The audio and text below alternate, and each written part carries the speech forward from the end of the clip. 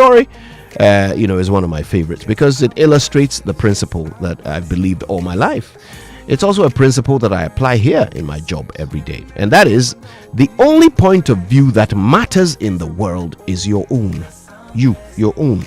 And that applies to every single one of us. Okay, the reason why you don't always have things your way is because people don't always have the same point of view as you.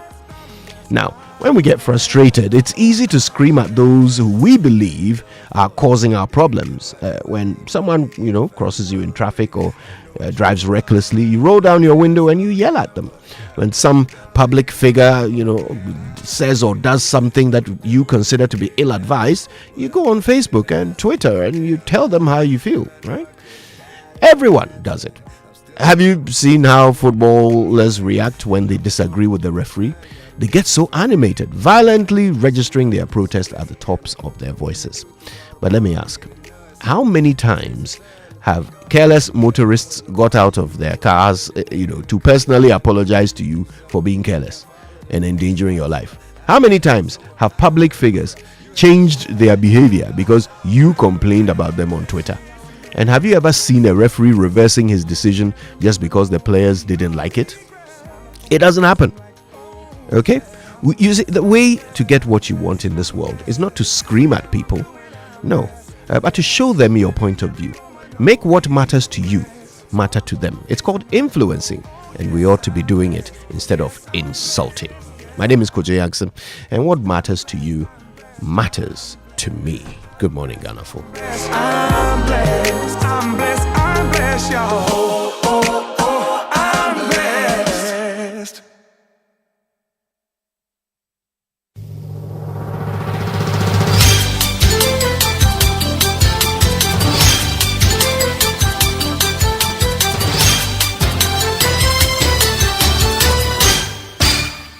Hello, good morning and welcome to Joy News at 6.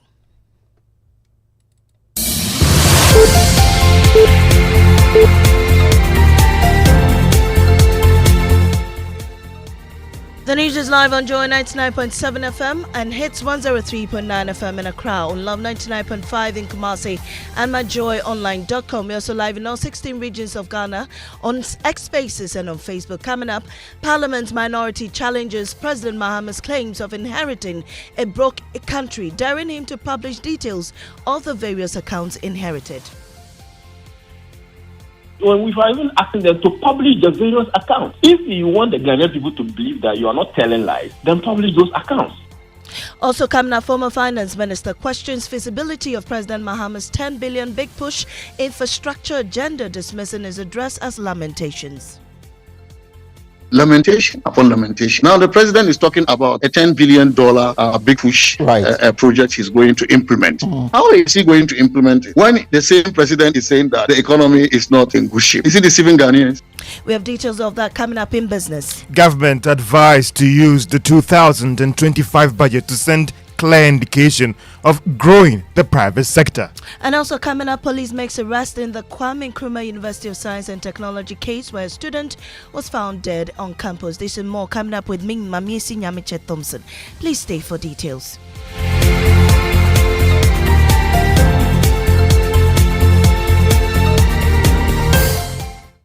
And the minorities daring President John Dramani Mahama to publish details of the various accounts his government inherited, if indeed his claims of inheriting a broke economy is true. This is after he tore through a State of the Nation address delivered in Parliament yesterday. President John Mahama claimed he inherited a broken economy. Here's a wrap of the address by Parliamentary Affairs correspondent Kwekwa Asante. More than 8 years ago, John Dramani Mahama stood in Parliament as President of the Republic to deliver his last message on the state of the nation. He lost the next two elections, and as fate will have it, 8 years down the line, he is back in Parliament delivering another message on the state of the nation as President of the Republic.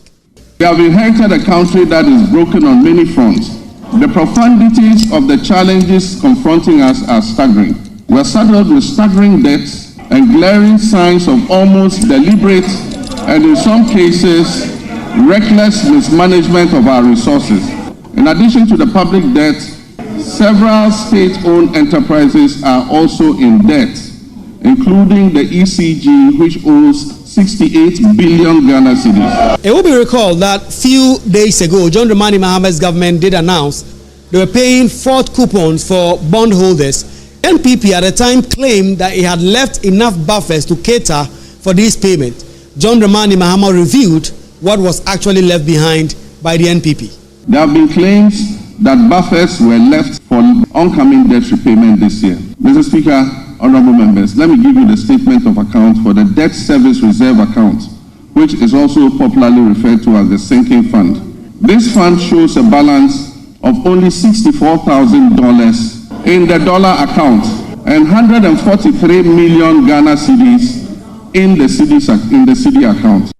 President John Mahama ending that report by the MP for Wale Wale constituency and former aide to the NPP flag bearer Dr. Abdul Kabiru Tia Mahama is daring the president to publish the accounts he inherited.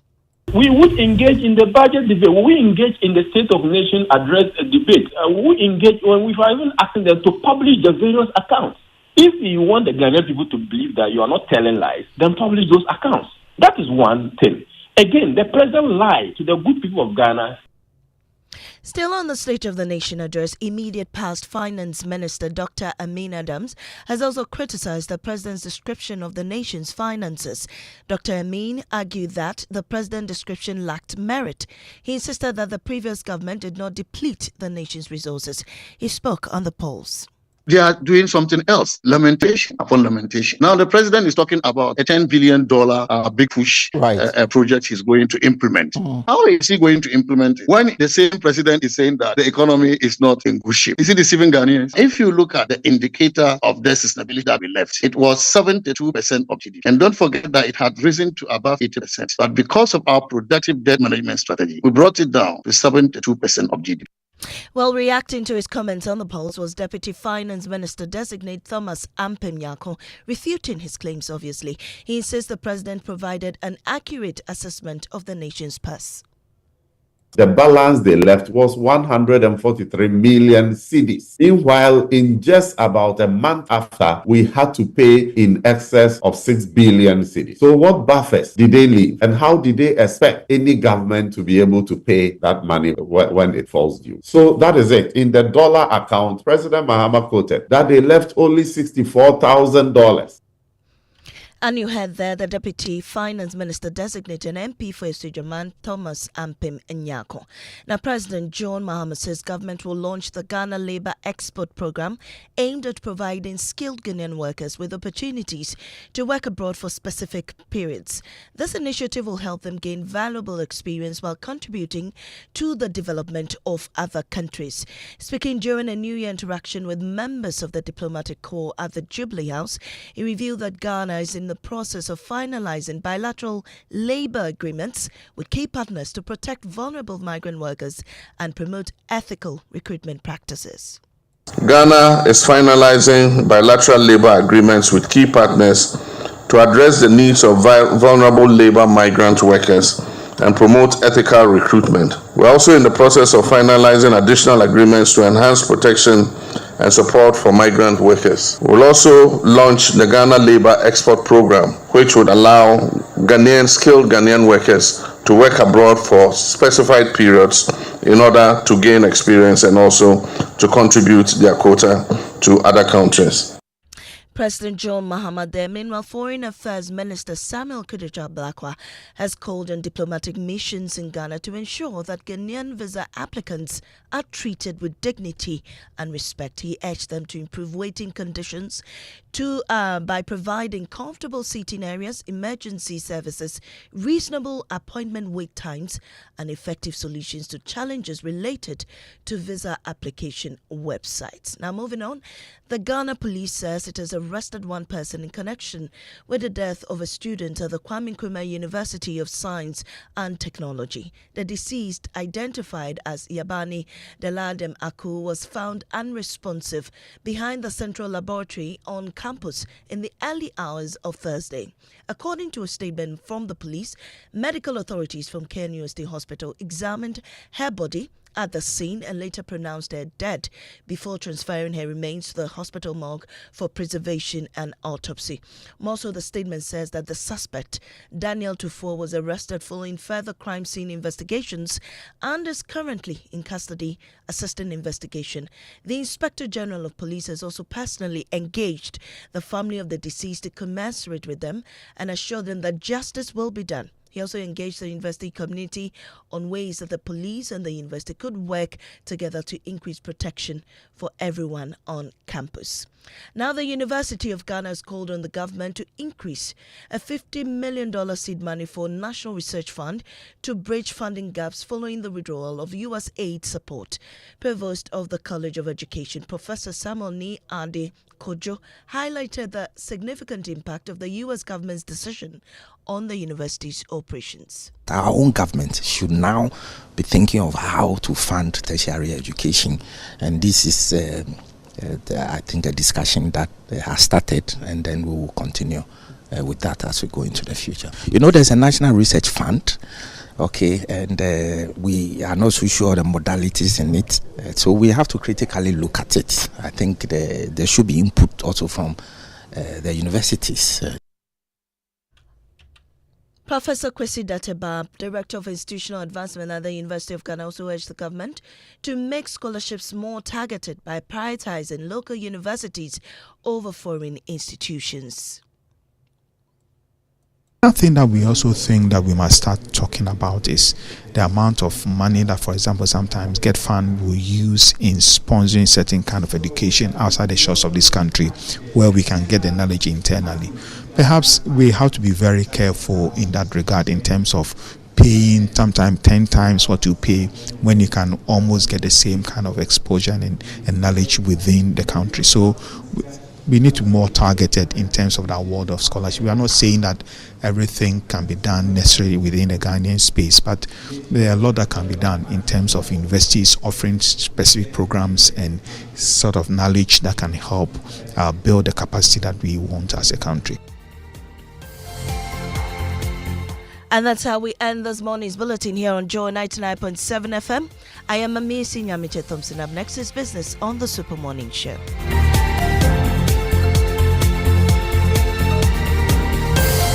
Oh, jump on now. Go.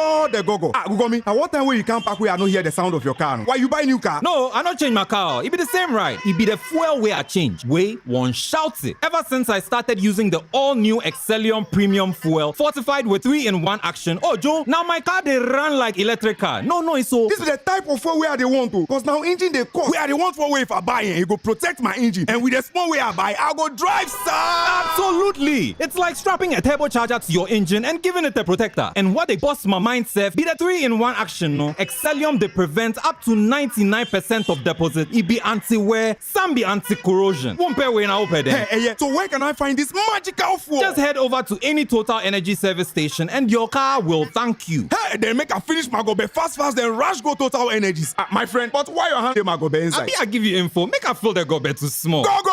Yo, Pana. Excellium is designed to protect your car engine, decrease fuel consumption, and lower CO2 emissions. Don't say fuel, say Excellium. Choose Excellium, choose quality.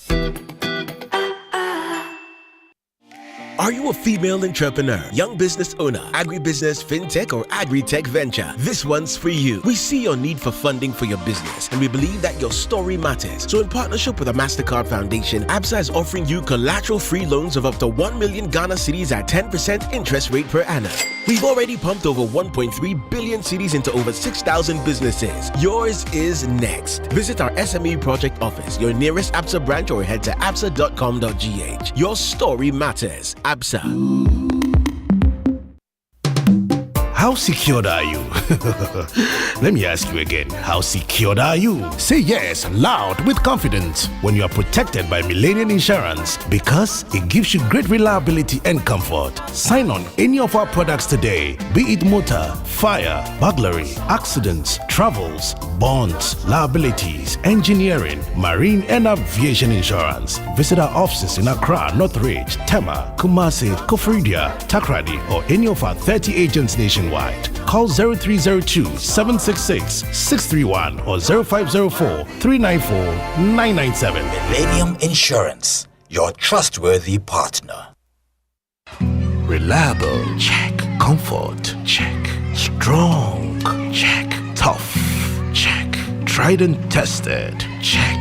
Affordable, check. Comes in so many colors and sizes, check. Suitable for domestic and industrial use, check. Choose quality, choose Syntex Tank. Available nationwide and comes with 7-year warranty. And remember, Syntex Tank is a caring brand too. Syntex Tank, a strong, a tough.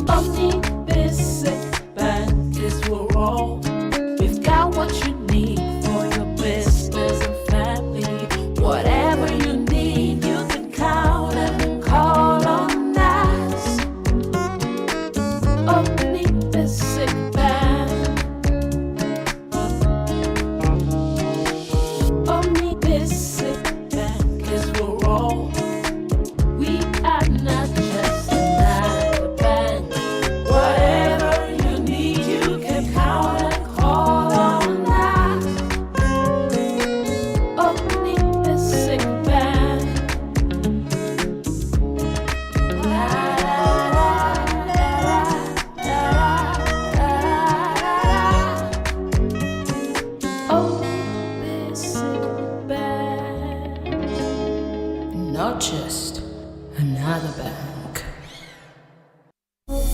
Doing good is man's most glorious task. MTN Ghana Foundation unveils 10 outstanding Ghanaians for the finale of MTN Heroes of Change. After receiving thousands of entries, shortlisting and ranking all across Ghana to confirm their various projects, it's time to honor and celebrate these 10 outstanding Ghanaians for the amazing work they've done in their communities in the areas of education, health, and economic empowerment. MTN Heroes of Change Season 7 coming soon on this station and online.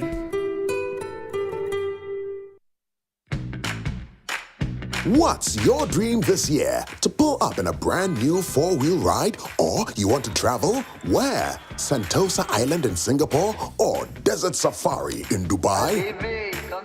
Or you want a laptop, microwave, brand new phone, TV? Chale, what you want, you can get with SG Ghana. Minya Ubecha 7Y. Join the SG Ghana Deposit and Drive promo and you could win the grand prize of a brand new Toyota RAV4. Simply deposit 500 Ghana cedis or multiples of it into your SG Ghana account from now till 30th May 2025. Non-customers can open an account to participate. Visit your nearest branch or call 0302-214-314 for further inquiries. This promo is regulated by the National Lottery Authority on the Caritas Lottery platform. Terms and conditions apply. Societe Generale Ghana. The future is you. El Giorgio, how are you doing? Hi, Dr. Yankson. Oh, AB.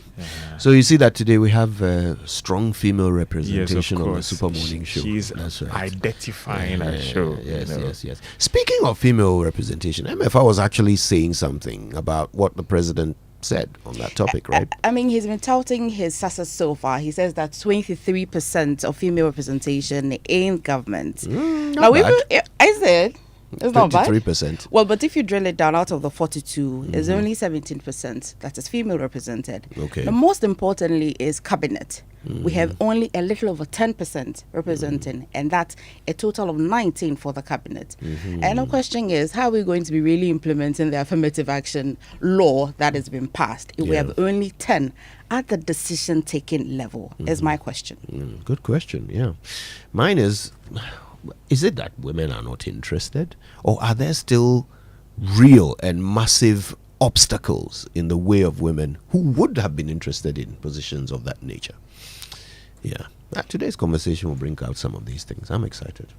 But George, Dr. Yankson, what's a co-op with you? Depending on where you are standing. Energy sector is where I'm standing. Listen to this.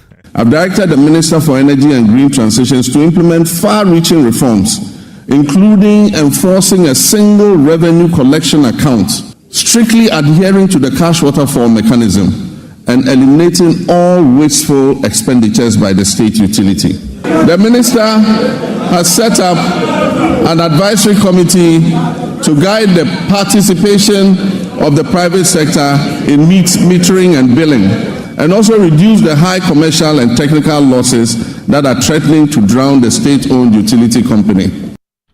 Charlie, but according to the president, even if you pay off, even if ECG collects all of the revenue it's supposed to collect, still not enough to pay off the debt. There are issues about how the loopholes are plugged, to ensure that. So ECG is selling more power, but it is not getting the commensurate revenue to that power. Yeah. And so even the argument is about whether we should privatize. And even during their recent visit to Ghana, they raised serious concerns about the health of the ECG as well. You mean the IMF? Yeah. So, I mean, he's mentioning partnership. I thought you mentioned privatization, but yesterday his main highlight was partnership. He said Enclave knows how to collect at least 99% at the free zones. And people said, let's privatize. People say, let's partner. George. Well, I mean, why? I don't think they are different things. Yeah. They are not. I don't think so. If you are bringing a private partner to come and collect your revenue, you are privatizing the revenue collection. Okay. Yeah. It's just that I think some people would probably want the whole thing privatized, right? Which I think. Yeah. Well, anyway, we'll see. What works is what we care about. The 6 a.m. news came to us thanks to Total Energies. Total, we go the extra mile for you. Absa Bank Ghana Limited, your story matters. And Millennium Insurance, your trustworthy partner. Adetin Beto ECG. A good question. The Joy Business Report now, and is brought to you by Omni Basic Bank, not just another bank, and Safari Valley Resort, bringing you closer to nature.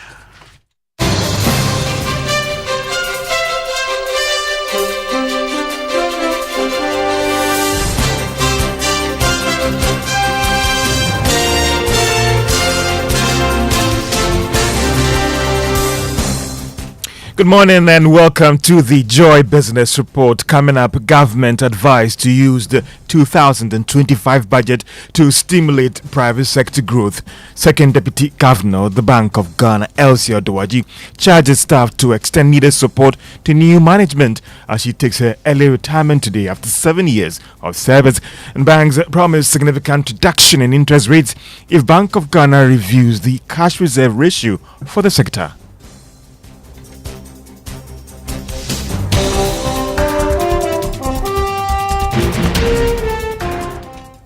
My name is George Uyafe. Let's now settle for the details. The economist Professor Patrick Esumi has stated that the 2025 budget must send a clear signal to the private sector to improve government is keen on resetting the economy. His views follow a session by President John Mahama during the State of the Nation address in Parliament that the economic crises are deeper than earlier estimated. Reacting to this, Professor Esumi said that upcoming budget must give hope to the private sector. It depends on the specific programs, especially on the fiscal side, that will be put in the budget. And the president did say that a lot of the specific and final details will come when the finance minister presents the budget the week after. So in that sense, I think, people will be looking at the budget, especially the private sector will be looking at the budget with some keen eye, see exactly what the president will do and whether his actions and his reassurances that he going to welcome the private sector to partner the government. Whether he will actually do that and then something that, they will find acceptable. So I think that's where it is. For that, we have to wait until the budget is presented and then whether the request private sector has made of the request, what extent it will be addressed. Economist Professor Patrick Esumi, meanwhile, the Chief Executive of the Ghana National Chamber of Commerce and Industry, Magbedu Abuaji, is calling on the President to ensure that the 2025 budget outlines policies that will strengthen the economy. We want to see how we are going to navigate all these challenges that were enumerated. So the budget for me is a critical area. We want to see a budget that will resolve the issues that the private sector is currently going through. He said the private sector, we have a very hostile environment. And what are the hostile environments? He acknowledged that the taxes are so high. He acknowledged that inflation is high. Cost of credit is high. All the issues concerning the private sector are all not on the right path. So the budget should tend to reverse and improve the business environment. And I'm sure that once all these things are done, the private sector is ready to support all the policies regarding development, regarding growth.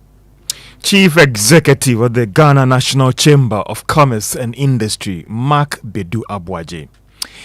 The second Deputy Governor of the Bank of Ghana, Elsie Adawaji, is urging the staff to extend the required support to the new management of the institution.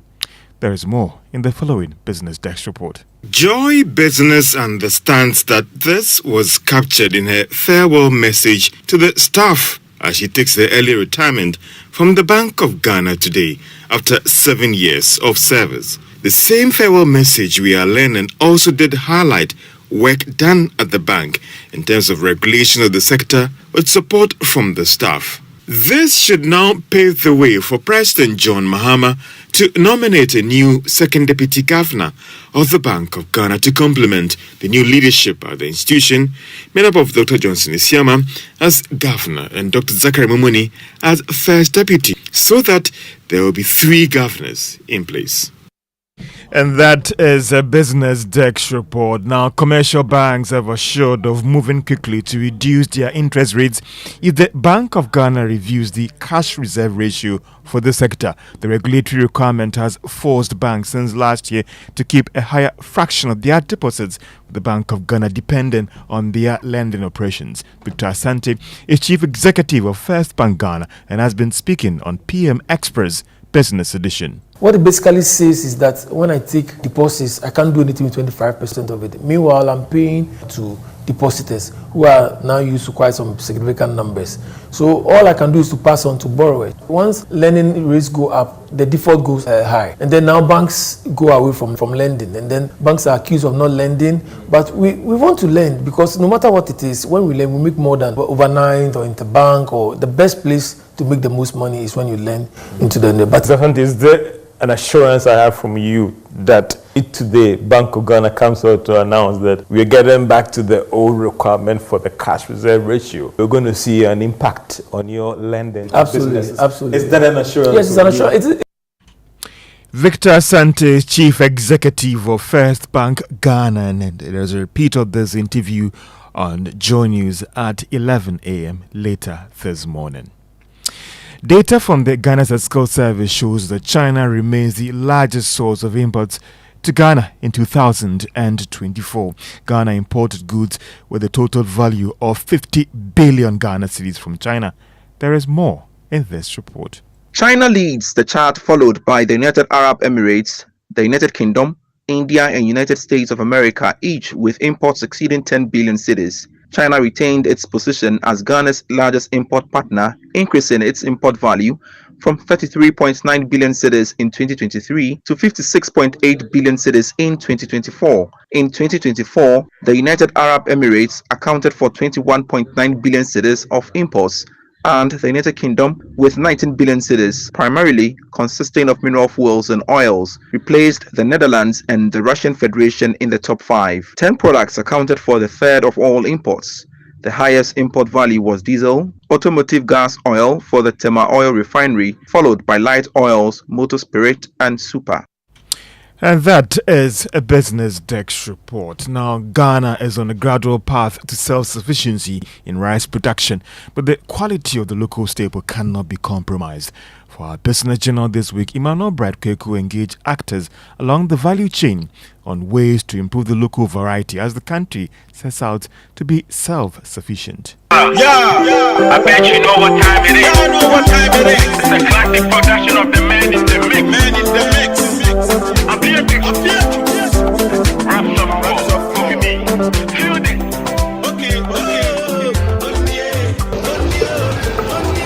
On Efia Sewa's menu for her eatery today, she will be serving her customers with wachi, a local meal prepared from rice and beans. Typical of most food vendors and households in Ghana, she cooks the dish with a foreign long grain rice other than the local Ghanaian rice variety. Local rice The local rice has a lot of stones. The foreign ones are tastier and don't clump when cooked. Her customers, like many other Ghanaians, prefer the foreign rice variety to the local rice. The one we call it Asantimo or flour, there are stones. I don't feel like I'm eating rice when I eat the local rice. Stones, chaff, and unpolished nature of the locally produced rice have over the years shied lovers in Ghana from patronage. The post-harvest processes the local crop is subjected to before packaging onto the market are bereft of high-quality rice standard protocols. We find a tarpaulin and beat the rice straws on a wood to release the grains. Rice is a major carbohydrate source for many households in Ghana, used for various local delicacies. It is the second most important staple after maize. Although domestic rice production in Ghana has seen a growth rate of about 9% from the early 70s to 2022, approximately 50% of rice demands are met through imports. The farmers are pushing beyond their limits to produce the local rice. If you are unable to get a good seed, the rice grows distinctly. If you should wait for them to grow, you'd waste time. The Ghanaian rice consumers' perception of these rice being produced under unhygienic conditions is prompting the urgent intervention by the government and other civil society organizations to promote high-standard rice. The Sankofa Rice Factory, located within the Bakwai municipality, produces hundreds of local rice bags daily, serving indigents and other neighboring markets. Moisture content now. Farmers don't have the right drying facilities. That's also another problem. So they dry it on the mat on the floor or some on tarpaulin, and you invite pest infestation, and you do have rains beating this rice again and increasing the moisture content. Then that will cause the proliferation of yeast and molds, and the molds will now cause the famous aflatoxins, of which we are trying to fight. Many people are now consuming the stone-free scrumptious rice from Ghana's farms as the local rice sector works to address its challenges and bridge the deficits.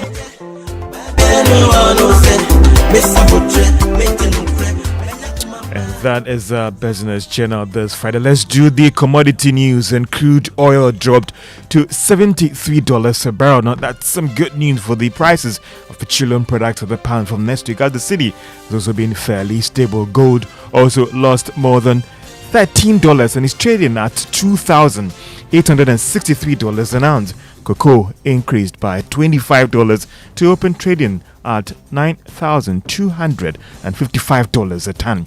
So the currency new dollar is still going for 16 Ghana cedis. Now that's the rate some of the forex bureaus are offering to their clients this morning. The British pound is selling at 19 cedis 80 pesos. The euro, on the other hand, is going for 16 Ghana cedis 60 pesos. The commercial banks are selling a dollar at 15 Ghana cedis 50 pesos. Interesting dynamics there. Crude oil, the Ghana cedi, the implications for prices of petroleum products on the market next week. Dr. Yankson. Don't remind me. I will have to fill my tank sometime next week. But the good news is that the prices are coming down. The cedi has been fairly stable, you know. Yeah. And if we're able to cross the K1 pressure, then maybe we are sure that going forward things might be okay for the Ghana cedi. Fingers crossed, eh? All right. Well, do you like choral music? Yeah.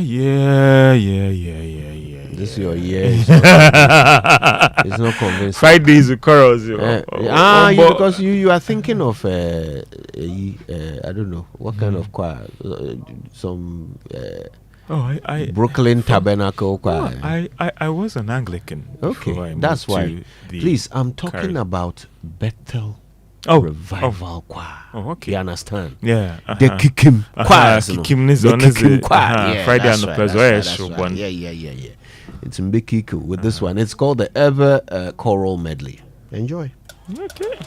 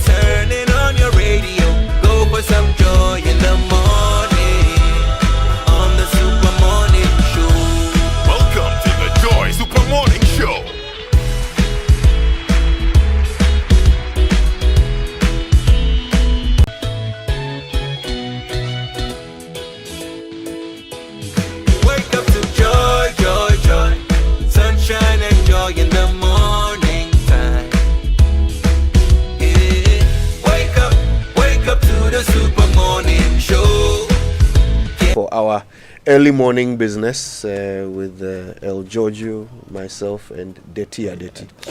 She's identifying. Please, I no. like that verb. Deti Adeti. We'll discuss it after 10. Anyway, we have 33% female representation, so we are good to go. We'll start with a Drive Safe campaign. Of course, and it's brought to you by Joy News and the Multimedia Group and supported by Toyota. Superior quality, Imperial General Assurance, solid protection. Avoid all distractions. Keep you both eyes on the road and hands on the steering wheel. Be visible. Drive with your lights on, and that's how you ensure that you drive safety. And Kojo, this morning we're talking about maintaining your vehicle. Regular maintenance can help keep your vehicle safe at all times. And it's very, very critical. For a human being, you always do everything, do the same thing. You don't want your vehicle broken down or breaks down on the street in the middle of that journey, being a Friday when you're traveling to that funeral or outdooring. And that's it's important. Our advice to you on this weekend. I never compromise on little things like changing the plugs and all of that. And you don't have to be like a car expert, to know these things. Just keep a little diary of when you last did it. They'll tell you themselves when you have to come back. We'll discuss the challenges of a mechanic a bit later. Trusted mechanic. You have some issues. There's always something wrong with my car, and I have to trust him. Yes, a boy, I was saying it. Okay, all right. Well, listen. Let's learn how to say it right, and it's brought to you by Kingdom Books. At Kingdom, quality and affordability are their hallmarks, and Societe Generale Bank Ghana. The future is you. Something must be done. You say either, I say either. Here is a word I keep hearing people mispronounce: mop. M-O-P. Mop. A simple enough word, I would have thought. Yet it would amaze you just how often people say it wrong. It is not mob. It's mop. M-O-P. Not M-O-B. An instrument often made of thick strings used for cleaning floors. A mob, on the other hand, is a large, disorderly crowd, often intent on causing trouble. Now, how could anyone confuse those two totally unrelated words? Beats me, but there are mobs of people who say it wrong. Not anymore. Not after today.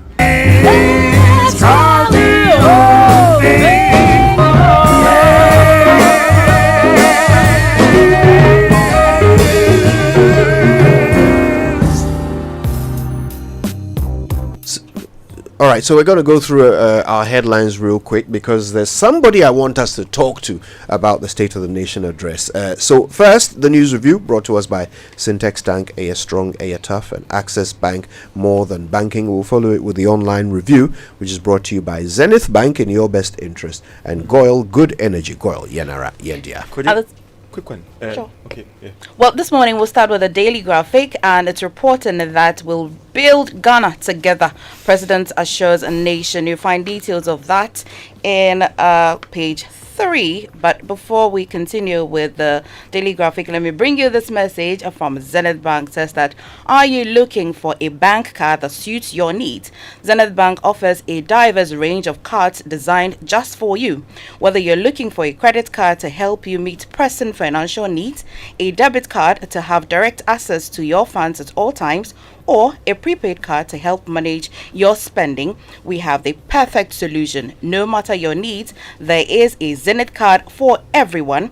Visit any Zenith card branch nationwide today and choose the card that works best for you. Zenith Bank, the bank for all, here for you. Zenith Bank, in your best interest.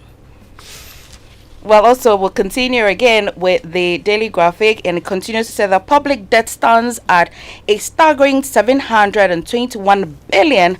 President Mahama reveals, and you find details of that in page 8 of the daily graphic. And finally, as well, minority describes SONA as lamentations, but majority says it is a message of hope. You find details as well on page 8 of the daily graphic. Well, to the Ghanaian Times, the lead story says that I will fix the economic crisis, reset Ghana growth, prosperity, so says President John Mahama. We will make free SHS better, according to the president, and Nkokon Ketenkete project to benefit 55,000 households nationwide. And Hajj Task Force set March 13 deadline for payment package. Fix the economy, stop lamenting, minority tells the president. And Kojo Kwekwan, tomorrow is March 1, right? Yep. So for those who were born on March 29, right? You mean February 29? Yeah, sorry, February 29, you know, the challenge. And, you know, my kid brother, I want to wish him a happy birthday, Michelle Hayford, you know, whether it's celebrated today or tomorrow. So happy birthday, Michelle Hayford. So your sister is he 29th? It No, would my have been brother, 29th, he's your called brother. Michelle Hayford, yeah. Or it's March. Which one is he? Which So one we are we don't celebrating? know how I should celebrate, whether I should do the march or... Such a pitiful celebrate it situation. once every 4 years. I don't understand. Yeah. Every 4 years. So he will age slower than the rest of us. Okay. Anyway, listen, as I mentioned, we want to talk about the State of the Nation address, particularly the things that were said around the economy and education and so forth. And Professor Godfred Bokpin, who is a professor of economics and finance at the University of Ghana, joins us. I think we've caught him in the middle of his early morning walk. But just before we go to Prof, here are some excerpts of what the president had to say. I've directed the Minister for Energy and Green Transitions to implement far-reaching reforms, including enforcing a single revenue collection account, strictly adhering to the cash waterfall mechanism, and eliminating all wasteful expenditures by the state utility. The Minister has set up an advisory committee to guide the participation of the private sector in metering and billing, and also reduce the high commercial and technical losses that are threatening to drown the state-owned utility company.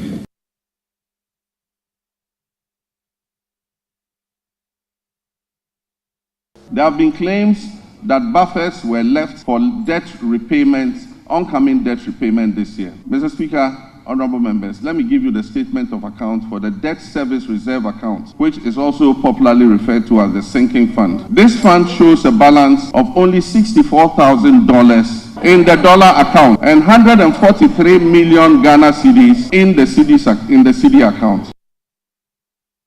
As part of our Operation Recover All the Loot policy, ORA, I've already tasked our investigative bodies to bring the culprits of the National Service Ghost Name scandal to justice. Such brazen theft of public funds must not go unpunished. It is estimated that the criminal addition of more than 80,000 ghost names could have yielded the suspects over 50 million Ghana cedis every month. Unfortunately, some of these suspects are believed to have absconded from the country already. I have directed that they be declared wanted and their assets traced and frozen until investigations are completed.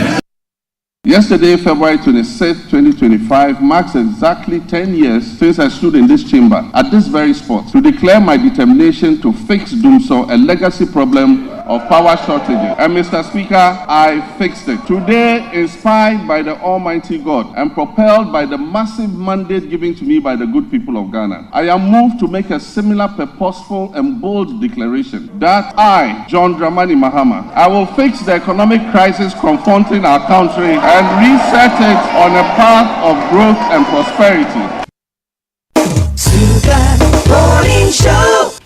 Well, the categorical promise there from John Dramani Mahama as he wraps up the State of the Nation address yesterday. Professor Godfred Bokpin joins us now. He's a professor of finance and economics at the University of Ghana. Prof, my sources are telling us that we caught you in the middle of your early morning walk. Good morning. Yes. Yes, good morning. Good morning, Kojo. Good morning, everyone, and our cherished listeners. Yeah, it's good of you to make time for us. We appreciate it. Yesterday was interesting, and ultimately, the president's picture that he paints of the economy is worrying. The suggestion here is that we are drowning in debt. Some of this debt is held on the books of ECG, Cocoa Board, and other institutions. And essentially, we have climbed to some dizzying heights in terms of our debt to GDP. But the opposition thinks that it is actually intellectual dishonesty to measure the strength of an economy by its debt. Prof, take us to school on this one. Could you? The crisis, let me begin this way. The crisis we have gone through in the last 2.5 years or so can best be described as debt-induced macroeconomic instability. That tells you how fundamental debt unsustainability is. When the public balance sheet is impaired, there is no breathing space for household balance sheets, private sector balance sheets. When the public balance sheet is messed up, its implications goes beyond just the public sector. It has implications for the overall condition of the financial sector. And that is what we saw with the domestic debt exchange. So this was a public sector balance sheet full of debt, not justified by the economic fundamentals. So the first time in our history, we've had to go through a very painful domestic debt exchange that did not even spare pensioners, that did not even spare pension funds. The first time in our history, we've restructured our debt before. In fact, in 1966, 1970, 1972, even HIPIC was a form of debt restructuring. But all that we had to do was to pass on the haircut to foreign investors or external debt. This time round, doing that was not sufficient. We had to restructure the domestic debt. And as we speak right now, we've been kicked out of our own domestic market in terms of the medium to the short end of the yield curve bonds. So you cannot separate the two. You cannot. In fact, one key macroeconomic indicator that the market values is debt sustainability. Either you measure that in terms of the present value of debt to GDP ratio, and we were not supposed to do in excess of 55%. Do you know what the figure was actually in 2022 when the IMF and the World Bank concluded their debt sustainability analysis? We were trending around 109% of GDP. This is not just nominal debt to GDP. We are talking about the present value of our public debt relative to the size of our economy was 109%. Far more than the policy dependency threshold of 55%. The external debt to revenue ratio, which should not be more than 18%, we're doing more than 22%. And as we speak right now, we have not restored debt sustainability. So it will not be consistent. In fact, and if we want to know the validity of the position of the minority, let's go back to their own State of the Nation address in 2017. In fact, if you compare line by line, paragraph by paragraph, you would see that the current president was a bit moderate in painting the state of the economy and actually deferred the details and all of that to the National Economic Forum and then the budget statement and government economic policy. Of course, you could see that the starting point will be the economy. You can't talk about that without talking about the public debt, inflation, and all of that. Look, Kudo, 2017 State of the Nation address, you go and look at it. The MPP at that time inherited inflation of 15.4%. And then you can look at the description of the economy then. So if you go record by record and all of that, yes, at the end of the day, we are at the point where, because of the huge public debt, even though we've gone through debt restructuring, both domestic and external. If you look at the projection in terms of our debt servicing in the next 4 years, or even if you look at it in the next 10 years and all of that, you can see that it leaves very little space for development spending in terms of spending in the area of agriculture, health, education, and all of that. So, but I think the take home from yesterday's State of the Nation's address, and again, I link that to what happened in 2017, is that despite all these descriptions, both leaders have forcefully demonstrated that they will be able to solve it. In fact, the president said, I would fix it. And for me, that gives hope. That is like taking personal responsibility. That is not like, of course, others are saying that it was full of lamentations. I'm not sure the president actually or intended to write the second book of Lamentations in the Old Testament. Clearly, the president outlined what they are going to do. Of course, others will say that when it comes to the State of the Nation, they just give us a positional statement. But the president went beyond, like other leaders have equally done, to tell us what and what they will do. But I think what is more interesting also, is to look at the pass-through of the debt build-up from state-owned enterprises. And here the president mentioned ECG. Even before this statement of the State of the Nation's address, we had indicated that the biggest threat, probably, except for irresponsible mining, illegal mining, the biggest threat to our fiscal sustainability, or the black hole in there, is actually the energy sector. In terms of the energy sector shortfall, indebtedness, despite the fact that there have been taxes and taxes and taxes. When you hear ESLA is not an innovation. ESLA is burden on consumers. So anytime in Ghana we say let's go and fix our problems, it's essentially let's go and burden the people with taxes. Even though, as the president indicated, if you look at how much ESLA has brought and the rise in the debt as well, you are wondering whether there will ever be breathing space for the taxpayer in Ghana under this dispensation, unless something happens. Then you want to also look at cocoa board. The interesting thing for which every Ghanaian should be concerned, and of course investors are concerned, is that these state-owned enterprises, per their own cash flow generation capacity and how they manage it, will not be able to resolve it unless the taxpayer, beyond paying for the utility bills and the rest of them, comes in with extra injection. That is quite worrying. So come to think about it, that as a country, 68 years after independence or so, we cannot boast of how with all the knowledge. Look, we have gone to school, we have studied.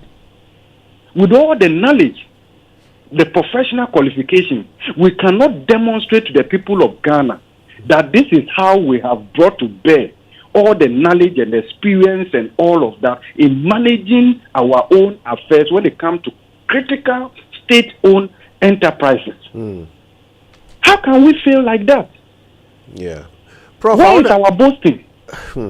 Prof, after years of graduating students across, people have gone to Harvard, people have gone to Yale, people have gone to Oxford, and the rest of them. Where are our values? Prof, let me break this down in a way that makes it relate to every Ghanaian. So, people voted overwhelmingly for an NDC government so that their problems will be solved, their needs will be met. People want jobs. People want jobs that will pay them enough to look after their families. People want their children to go to school, get good education, get good food while they are getting good education. People want healthcare. People want roads. There are specific problems people want this government to solve. But the government is telling us in no unclear terms that there is no money. We have debts that are drowning whatever ambition they could possibly have come into government with. And there are examples. You've talked about the energy sector. I know from sources in the the health sector, that they came to meet some 18 billion cedis worth of outstanding payments that they must make before they can even start doing anything. in the ministry, and that's one ministry. So start going round, and you can imagine the bills, right? So the translation here is that whatever they promised you, you'll probably have to wait some time before you see any glimpse of it.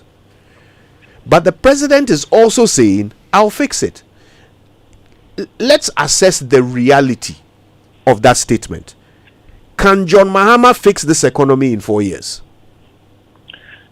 4 years is very short. But within these 4 years, we can make demonstrable progress. And I want to believe that that is where the president is coming from. But we can look at this fixing the economy across a number of indicators. I want to believe that in the midst of these challenges, and of course, if you take over a company, a country, you inherit both the assets and then the liabilities. So it's not like it's only liabilities, bills, and all of that. Revenue will come in. We have assets, we have natural resources, and all of that we should be able to use to turn the situation around. But again, from the NDC's manifesto, they have indicated that they will grant immediate relief to Ghanaians through revisions and rationalizations of our tax regime. So if they remove e-levy, that provides immediate relief to Ghanaians, not only to households but businesses as well. We are talking about COVID-19 health levy. We are talking about, of course, emission levy. There's nothing to eliminate from there. It's a zero balance because we haven't really collected anything from that because the charging institution, DVLA, and also the equipment to measure the tons of emissions, we haven't acquired that the way it should. So there's nothing there really to cancel except the law that is guarding that. But if you put all of these things together, it gives some immediate relief. Again, we can go back to 2017 when there was another regime change. In the midst of all that was going on, public debt and all of that, in 2017, the government took a bold decision to equally remove certain taxes, reduce rates of certain taxes and all of that. In fact, in 2017-2018, the government reduced utility prices. That puts directly in the pocket of households more than 4 billion Ghana cedis across the 2 years. And if you link that to the tax relief and all of that to businesses, our costing, we're looking at something in excess of 6 billion Ghana cedis. If you look at that in dollar terms, given the low exchange rate at that time, you could see. Then, if you also look at the free senior high school that they implemented very boldly against all odds that it could not be done, we didn't have the fiscal space. That's leadership. The president said we are going to do it. And actually, they did it. Of course, we've had challenges and all of that. That should be improved. But you can't take it away from the MPP. This intervention, that is life-defining. And let me take advantage to say this. If you look at our democracy since 1992, even though the NDC prides itself as a social democratic party or something versus the MPP that is a bit more private oriented and all of that. In terms of social interventions, the MPP holds the record. In terms of social interventions that have become enduring and transformative in our country. So at least going for it's not like just doing for the doing sake, but the NDC must critically look at certain key interventions that will last or that will go beyond their 4-year term or their 8-year term and all of that. Of course, they are talking about 24-hour economy and then Mahama care and all of that, of course. So they are also learning from that. So, of course, they complement each other. They look at where the shortcomings are and all of that. So if you put all of these things together, yes, the liabilities are huge. Because let me say this. If you look at the mid-year review 2024, and then you also look at the IMF publications after the third review, December 2024. It looks to me now, based on the data that we have, of course, we don't have all the data. I believe that the planning committee and the Minister of Finance, they have accurate information now about the state of our indebtedness, the deficit, and all of that. But the figure we are working with, we are looking at fiscal deficit in excess of 6.5%. What that will mean is that the primary surplus of 0.5% of GDP that we are supposed to record in 2024 will be missed. What it means is that we will no longer be in the zone of debt-reducing fiscal deficit, because it's not every fiscal deficit that manifests explicitly in debt formation or increment in the debt stock. There's a fiscal deficit level where we say debt-reducing fiscal deficit because your primary balance is positive, right? We will miss that. We have to now recalibrate the framework. And I believe that as all the liabilities trickle in and all of that, and remember, actually, from 2008, and there were, from there, you will see that there are usually huge payments that will be made in the last week or so of that administration before the handover happens. I believe that under this current transition, something similar would happen, some kind of huge payments that probably will derail the fiscal outlook and all of that, but that has to be managed. I believe that the important thing is that the president has embraced that, and he says that in the midst of all of these things, I will fix it. There are low-hanging fruits that the president has spoken about. I heard about the agriculture for economic transformation agenda and and all of that. I believe that these are low-hanging fruits that we can actually use to bring down inflation and offer relief to Ghanaians immediately. Once inflation comes down significantly to the threshold between 6 and 10%, and of course we should be doing better than that going forward. That will also preserve the value of cash flows for households and then businesses. That will help them to plan. I mentioned yesterday on this same network that if you look at the level of poverty, we are talking about close to 30% of Ghanaians that are in extreme poverty. That is just at the lower end, right? But if you look at lower middle income poverty, upper middle income poverty, you can see that the crisis we've gone through from actually the third quarter of 2021 is more of a crisis of leveling up, right? So it's a middle class crisis that actually reduced the level of the middle class to a step below. So you can see the increase in lower middle income poverty, upper middle income poverty, and all of that. So those are things that I believe that we have to address going forward. Then environmental sustainability. But yesterday I didn't see the and Prof. Yes. George Jaffe here. Good morning. Hey, George. How are you? I'm fine, thank you, Prof. Prof, a quick question. In talking about fixing the situation, how does the IMF program play in all these things in terms of correcting the challenge? And the fact that there are indications that we could get out when the program ends in 2026, or we could roll over. In trying to fix the situation, how critical is the IMF program when we were in the IMF program when some of these challenges came up? That is one. And even two, the whole argument about how we should report the situation, the argument about the cash basis budget and the accrual basis issue, because on cash basis they've not spent, but on commitment and interest arrears and all those things, it could have gone up. Yes. So I believe that the IMF has a considerable insight about this fiscal slippages. And why am I saying so? Their recent staff visits and the statement they issued, you can deduce from that statement that the IMF was a bit more accommodating. In fact, they didn't provide a lot more details, but rather indicated that they would look at all of this comprehensively during the fourth review in April. I want to believe that as the numbers trickle in, the fiscal stand and all of that, it would inform whether changes should be made to the threshold, the indicators and all of that under the program.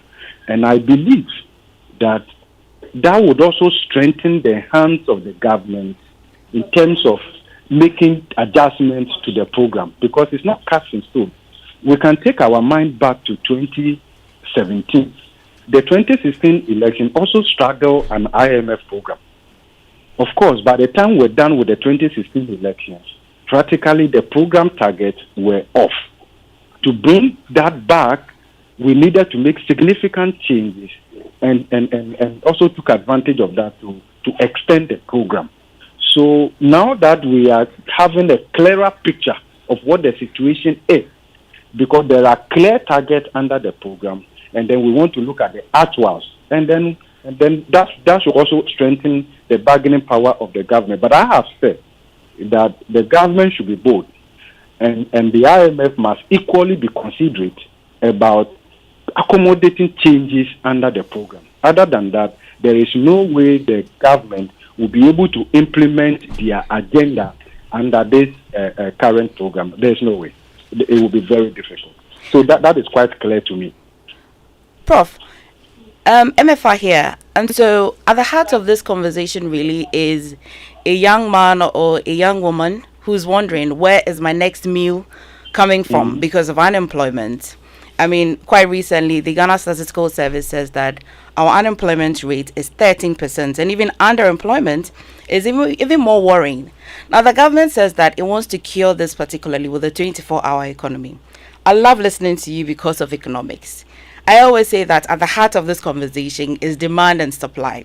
And the 24-hour economy will be at its very formative stage in this 4 years, especially because of policy formulation, putting structures and institutions in place.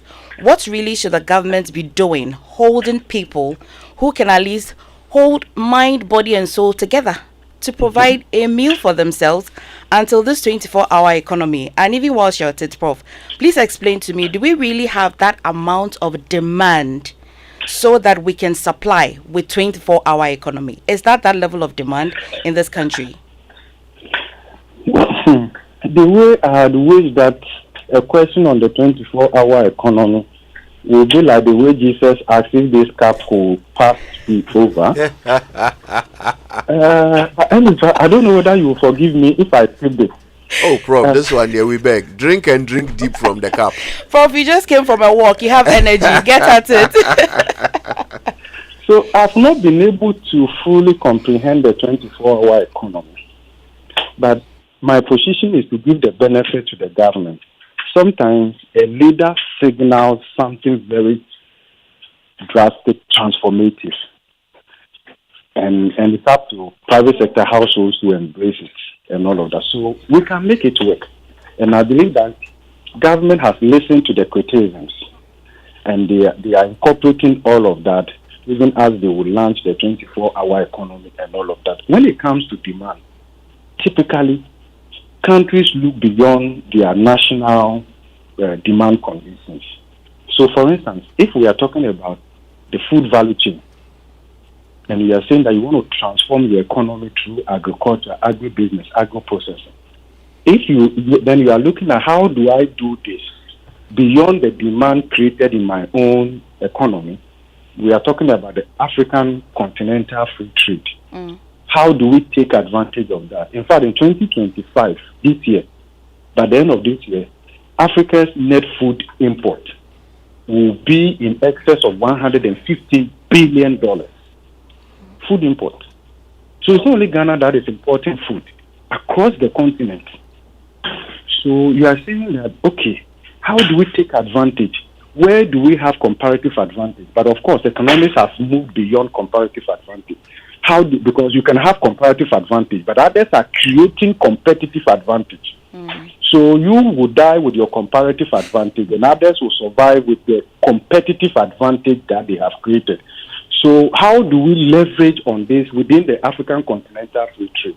Okay, and access the African market when it comes to the pharmaceutical industry and all of that. So the question of demand and capacity and all of that, I think that can easily be resolved. That can easily be resolved when we empower the private sector under the African continental free trade area. The president also mentioned that. So it's all about being tactical and all of that. Beyond that, the demand can be created.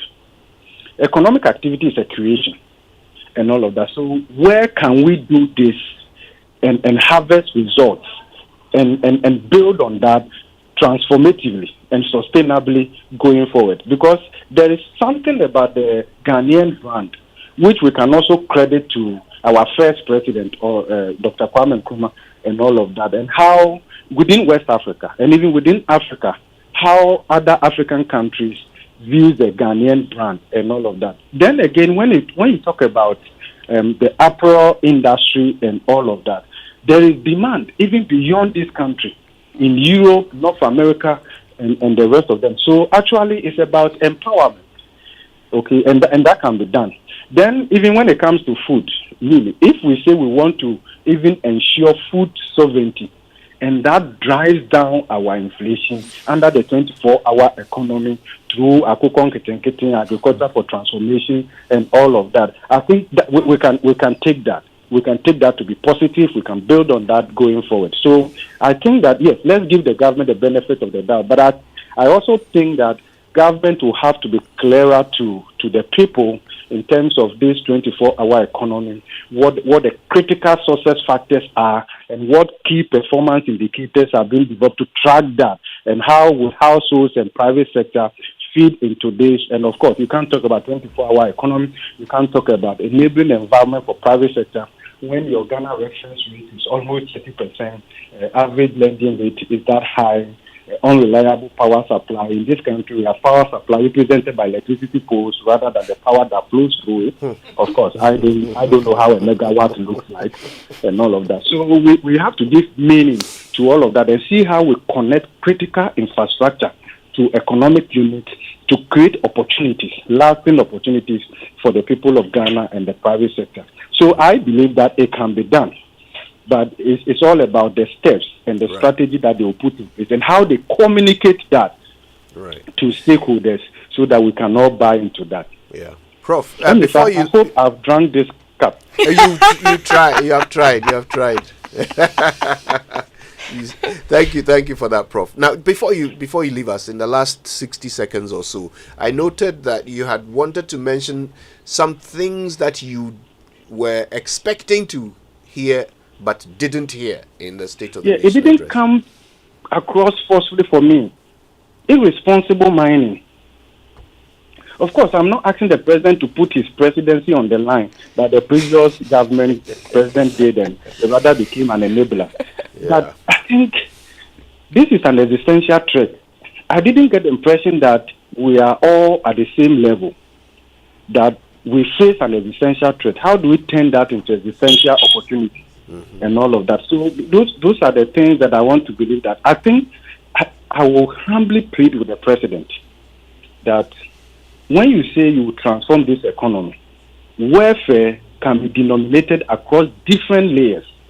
To someone, welfare transformation means preservation of our ecological environment.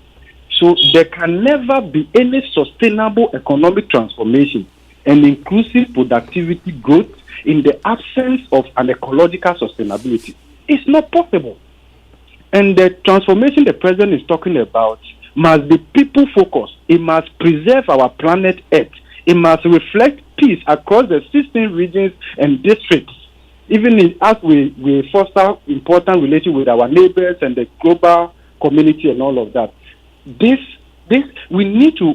I don't see that urgency. That is why at some point I look at it. Wow, I wish we had a bit of the Donald Trump in our president, right? In terms of the urgency.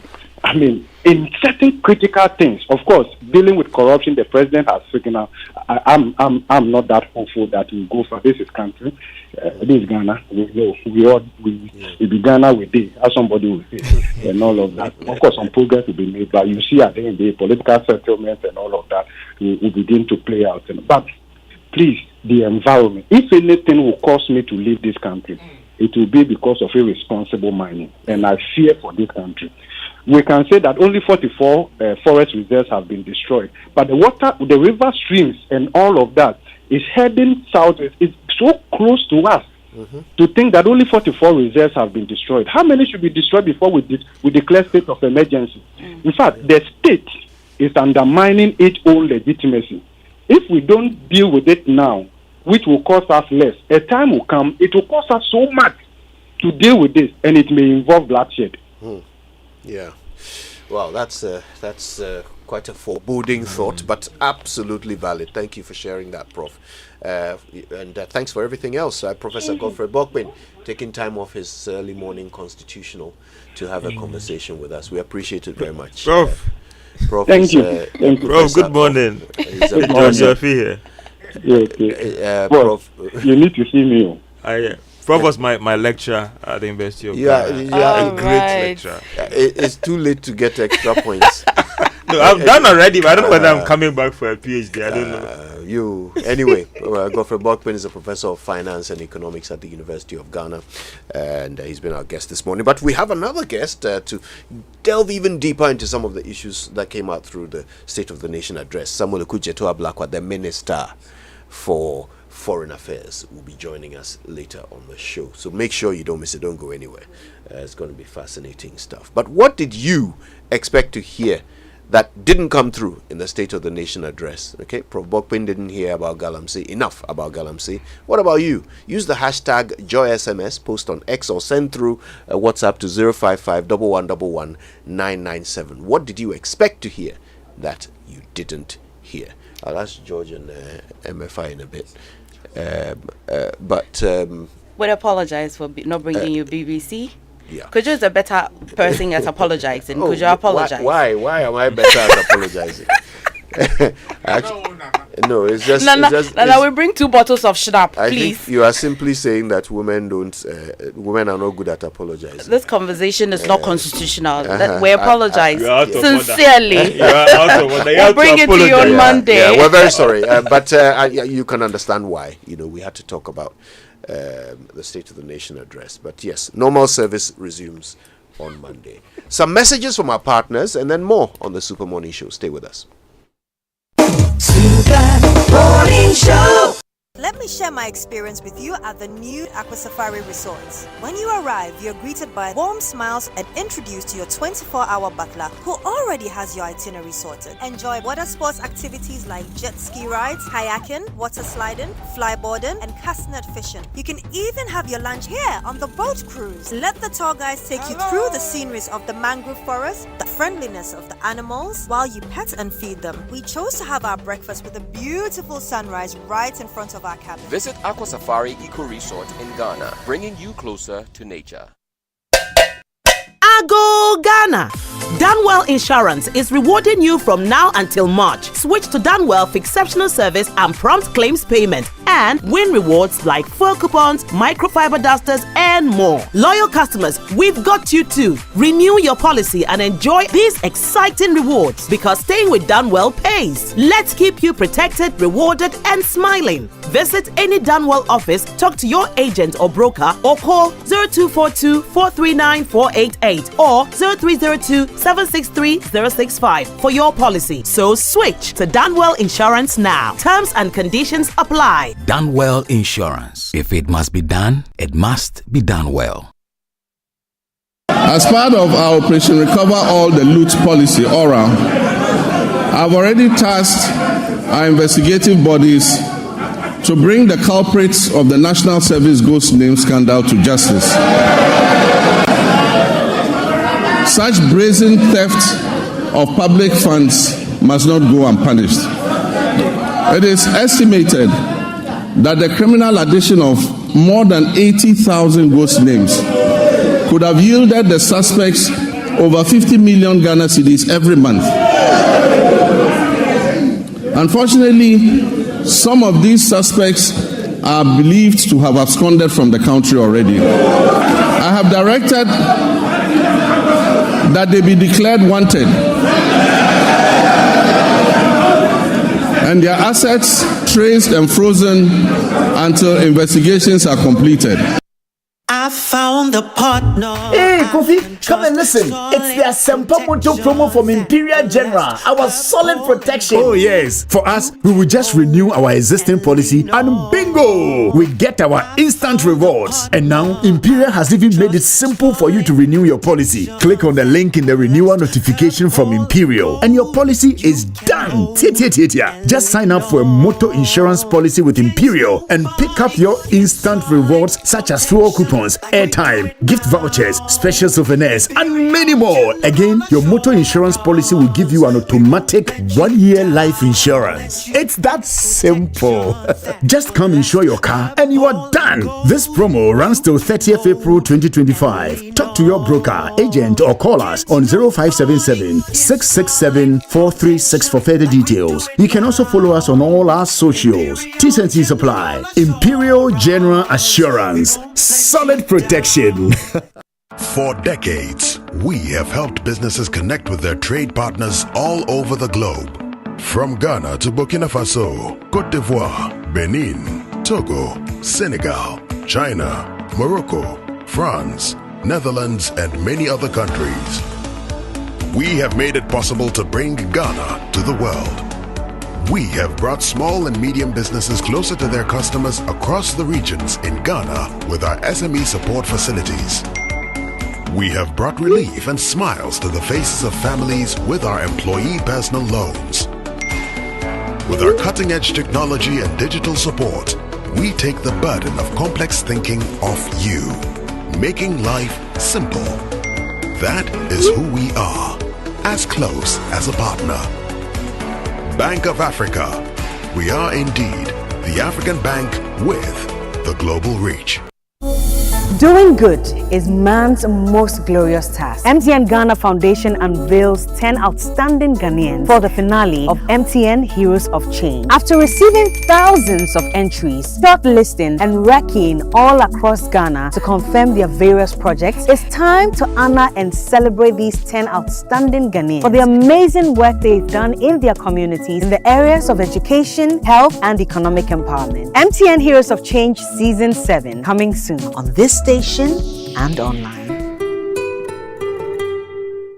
You are starting life, you want financial freedom. You know where to go for your child's education, financial freedom. We got solutions just for you.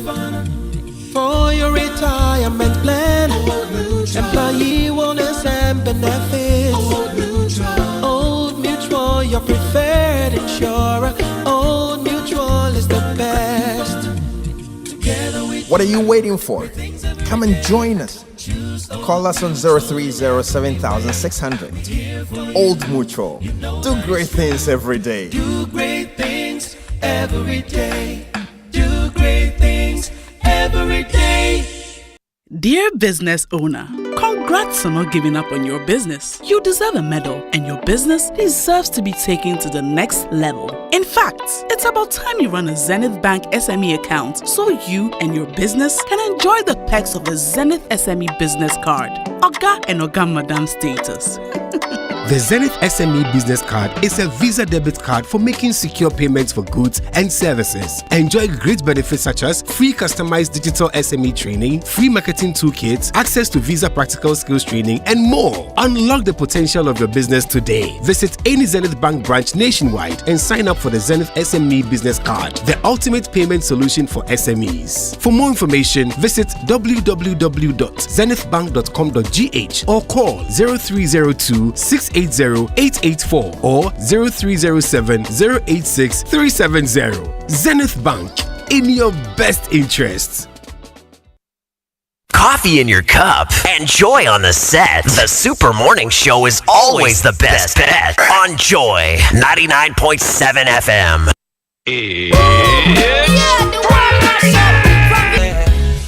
Wake up to joy.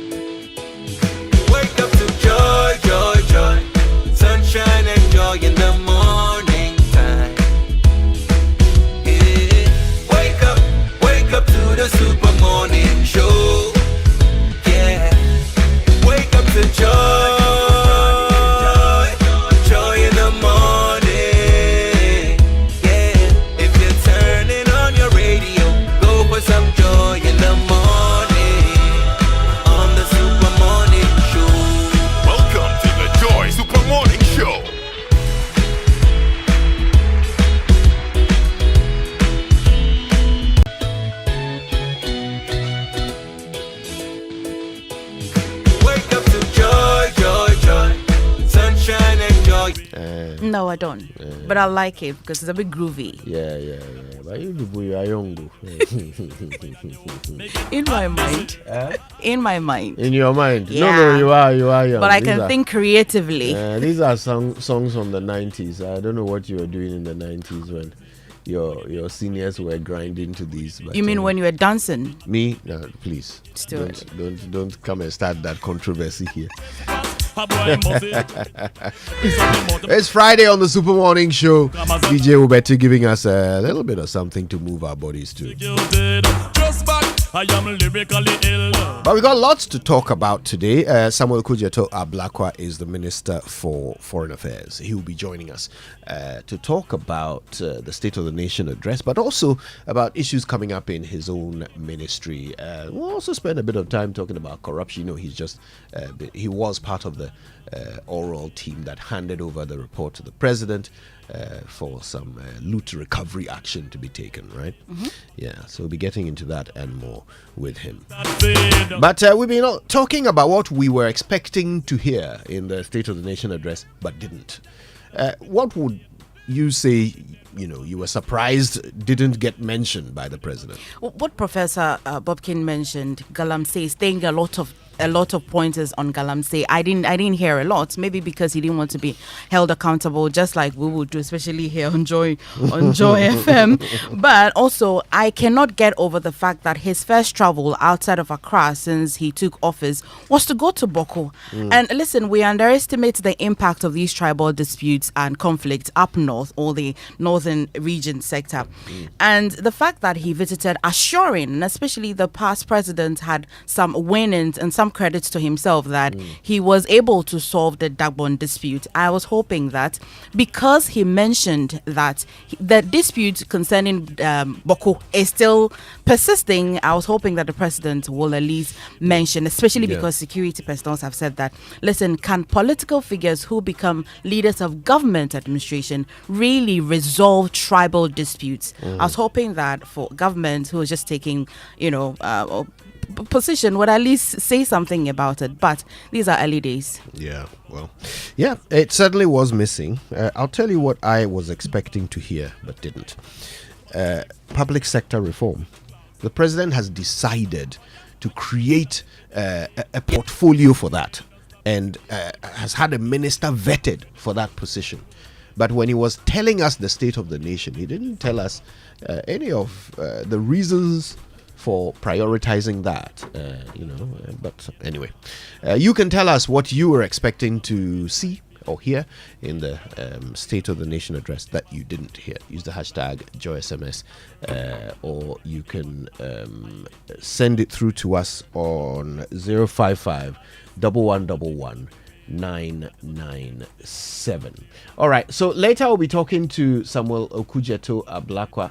He's the Minister for Foreign Affairs. What would be your big question for Okujeto Ablakwa? Definitely oral. That really, did they cost it? Did they put a certain figure to how much can be recovered and the percentage of recovery, and will it be worth pursuing? Good question. Yeah. All right, we'll ask him that when he gets here. Send your questions through as well. We'll ask them for you. It's what matters to you matters to us. So 055 1111 997. Questions for the minister. We'll take them all. Wake up to joy, joy, joy. Sunshine and joy in the morning time. Wake up to the Super Morning Show. Yeah. Wake up to joy.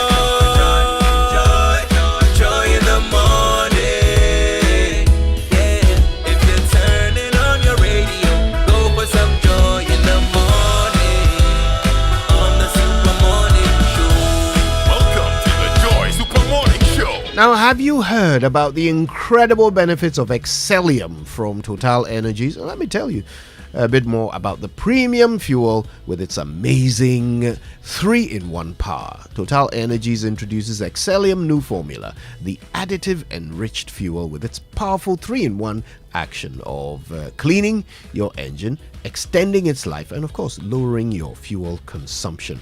Thanks to the cumulative effect of the anti-corrosion, anti-wear and detergent additives, Excellium New Formula also lowers your vehicle's fuel consumption while reducing CO2 emissions. You would drive, sir. Experience the difference with Total Energy's Excellium New Formula. Choose Excellium, choose quality. Definitely. And today's the last day. You still have a chance to drive peace of mind.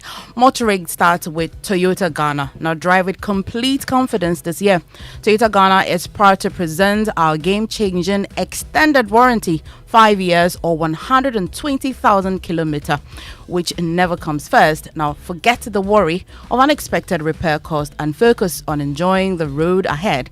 Secure your peace of mind today with Toyota Ghana extended warranty.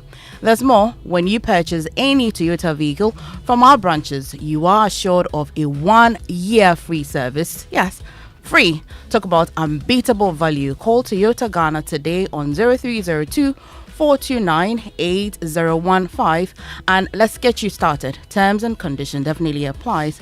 Ghana drives Toyota. Toyota Ghana Company Limited, the right dealership for Toyota vehicles.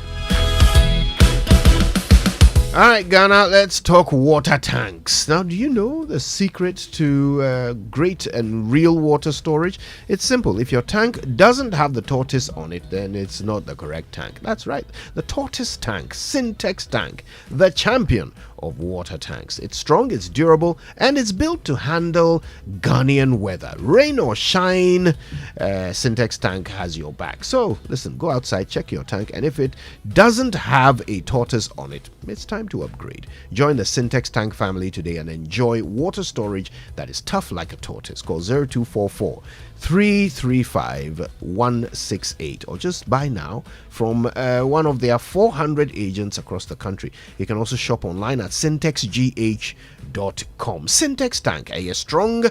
Are you tough? Go Ghana. I have your attention. Dunwell Insurance is rewarding you from now until March, and March is just around the corner.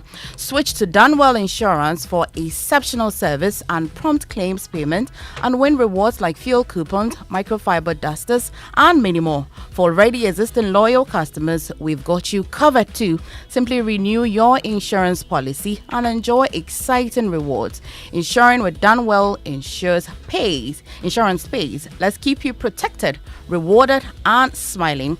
Visit any Dunwell office, talk to your agent or broker, or call 0242 439 488 and switch to Dunwell Insurance today. Terms and conditions apply. Dunwell Insurance. If it must be done, it must be done well. Now, conferencing doesn't have to be the same boring routine. The location for your next conference can be both result-centered and relaxing. Aqua Safari Resort gives you the best of both worlds and more. Let them take the stress out of the process. Just call them on 054 011 0190 and watch your conferences and events effortlessly taken care of. Also, from dreams of youth to the ambitions of adulthood, wherever you are on your journey, starting a career, building a family, growing a business, or planning your future, we're here for your journey. Every goal deserves a chance to flourish, and with hard work, dedication, and a strong belief in yourself, the seed of greatness is within reach. So, trust in the journey and understand that Fidelity Bank is with you every step of the way. Together, let's turn your dreams into reality. We're here for your journey. Fidelity Bank, believe with us. Now, at some point today, make some time to go check out kingdomstoreonline.com. That's where you get the best quality office essentials, equipment, furniture, and stationery from Kingdom Books. Now, if you order, you can pay via Momo across all networks, and then they will deliver to your home or office in very good time. If you live in Accra or Tema, you get free delivery, which is always nice. Terms and conditions apply. At Kingdom, quality and affordability are their hallmarks. And renewing your motor insurance policy with SG Ghana is not just about getting reliable cover for your vehicle. There are amazing extra benefits that will blow your mind. From now until May 2025, buy or renew your comprehensive motor insurance policy with SG Ghana. Sound Drive and win big in the SG Insure and Win promo. You stand the chance of winning a 2-night all-expense paid stay for 2 at the luxurious Safari Valley Resort. You could also win 4 brand new tires or free car servicing for a whole year. That's more. Get up to 1,000 Ghana cedis free fuel instantly just for renewing or buying your comprehensive motor insurance policy from SG Ghana. You can call 0302-214-314 for more information or walk into the nearest SG Bank branch to buy or renew your motor insurance policy today. This promo is regulated by National Lotteries Authority on the Caritas Lottery platform. SG Ghana Sound Drive is underwritten by Sanlam Alliance General. Terms and conditions apply. Societe Generale Ghana. The future is you. And the future includes sports, birthdays, and of course, Samuel Okujeto Ablakwa. Don't miss any of it right here on Joy 99.7 FM.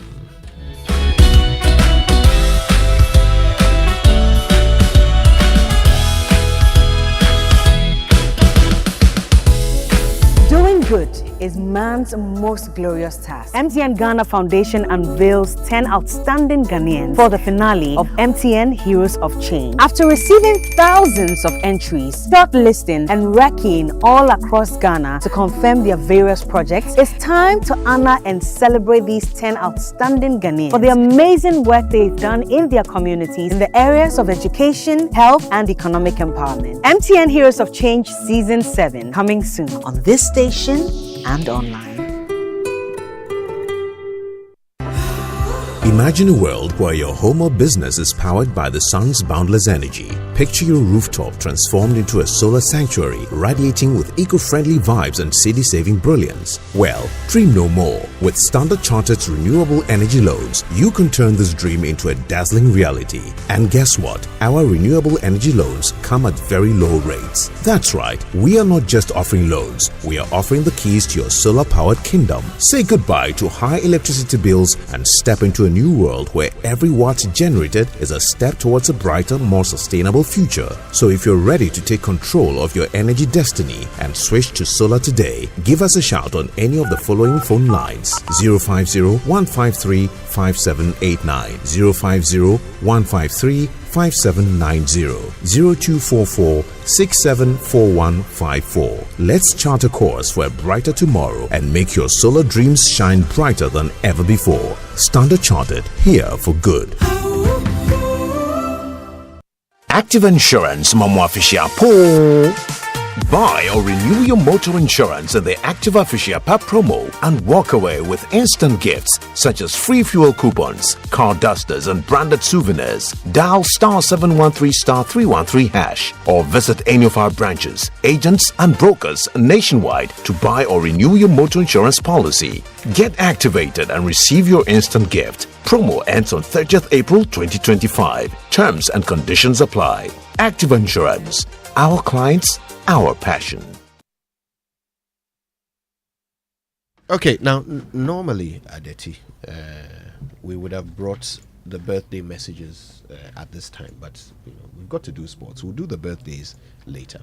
But as always, birthday messages are brought to you by, and Adeti, I'm going to teach you how we do this. Okay, we get very excited about the people who bring us birthday messages and sports, so we turn it into a bit of a chorus. Okay, right. So birthday messages on the Super Morning Show are brought to you by MTN.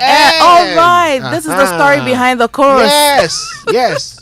Are brought to you by MTN. Everywhere you go, I love it. And Bank of Africa, the African bank with global reach. Bank of Africa, as strong as a group, as close as a partner. You're good at this. All right, but we're moving straight on to the Joy Sports Center, which is brought to us by MTN. Oh, you're a fast learner. Everywhere you go. It's also brought to you by Standard Chartered Bank. Here for good. And of course, if it's football you want, DSTV has got it all. All the leagues, all the cups, all the matches live in HD. This season promises to be exciting. DSTV, your home of entertainment. Oh, girl, we were past it. All right, so sports team has got all the headlines coming up in just a minute. But first, quickly before that, as the new year begins, it's essential to take the right steps towards achieving financial stability. The start of a new year is the perfect opportunity to set your financial goals and start on the right path. An input from a professional can make the difference. At Standard Chartered Wealth Management Limited Company, you have access to a wide range of investment options that offer you monthly and half-yearly interest payments through diversified investment portfolios. You can call us on 0233 00041 0233 00041 or visit us on the 4th floor of the Opebia House Airport, Accra today, and speak with our certified investment advisors on what options suit your financial objectives and risk appetite. Standard Chartered, here for good. Here for sports,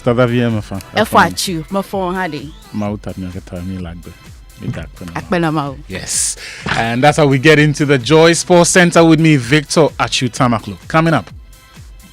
There will be no secrecy in how much the government spends on the national teams. The budgets presented by the FA and other sports associations must be known by the public. After all, it is the taxpayers' funds that are used to fund these activities. President Mahama warns of a new dawn of accountability in national team expenditure and half a world away. He's been playing some good basketball. The other day, third game of the season, scoring 20 plus. Outside, deep and down. LeBron.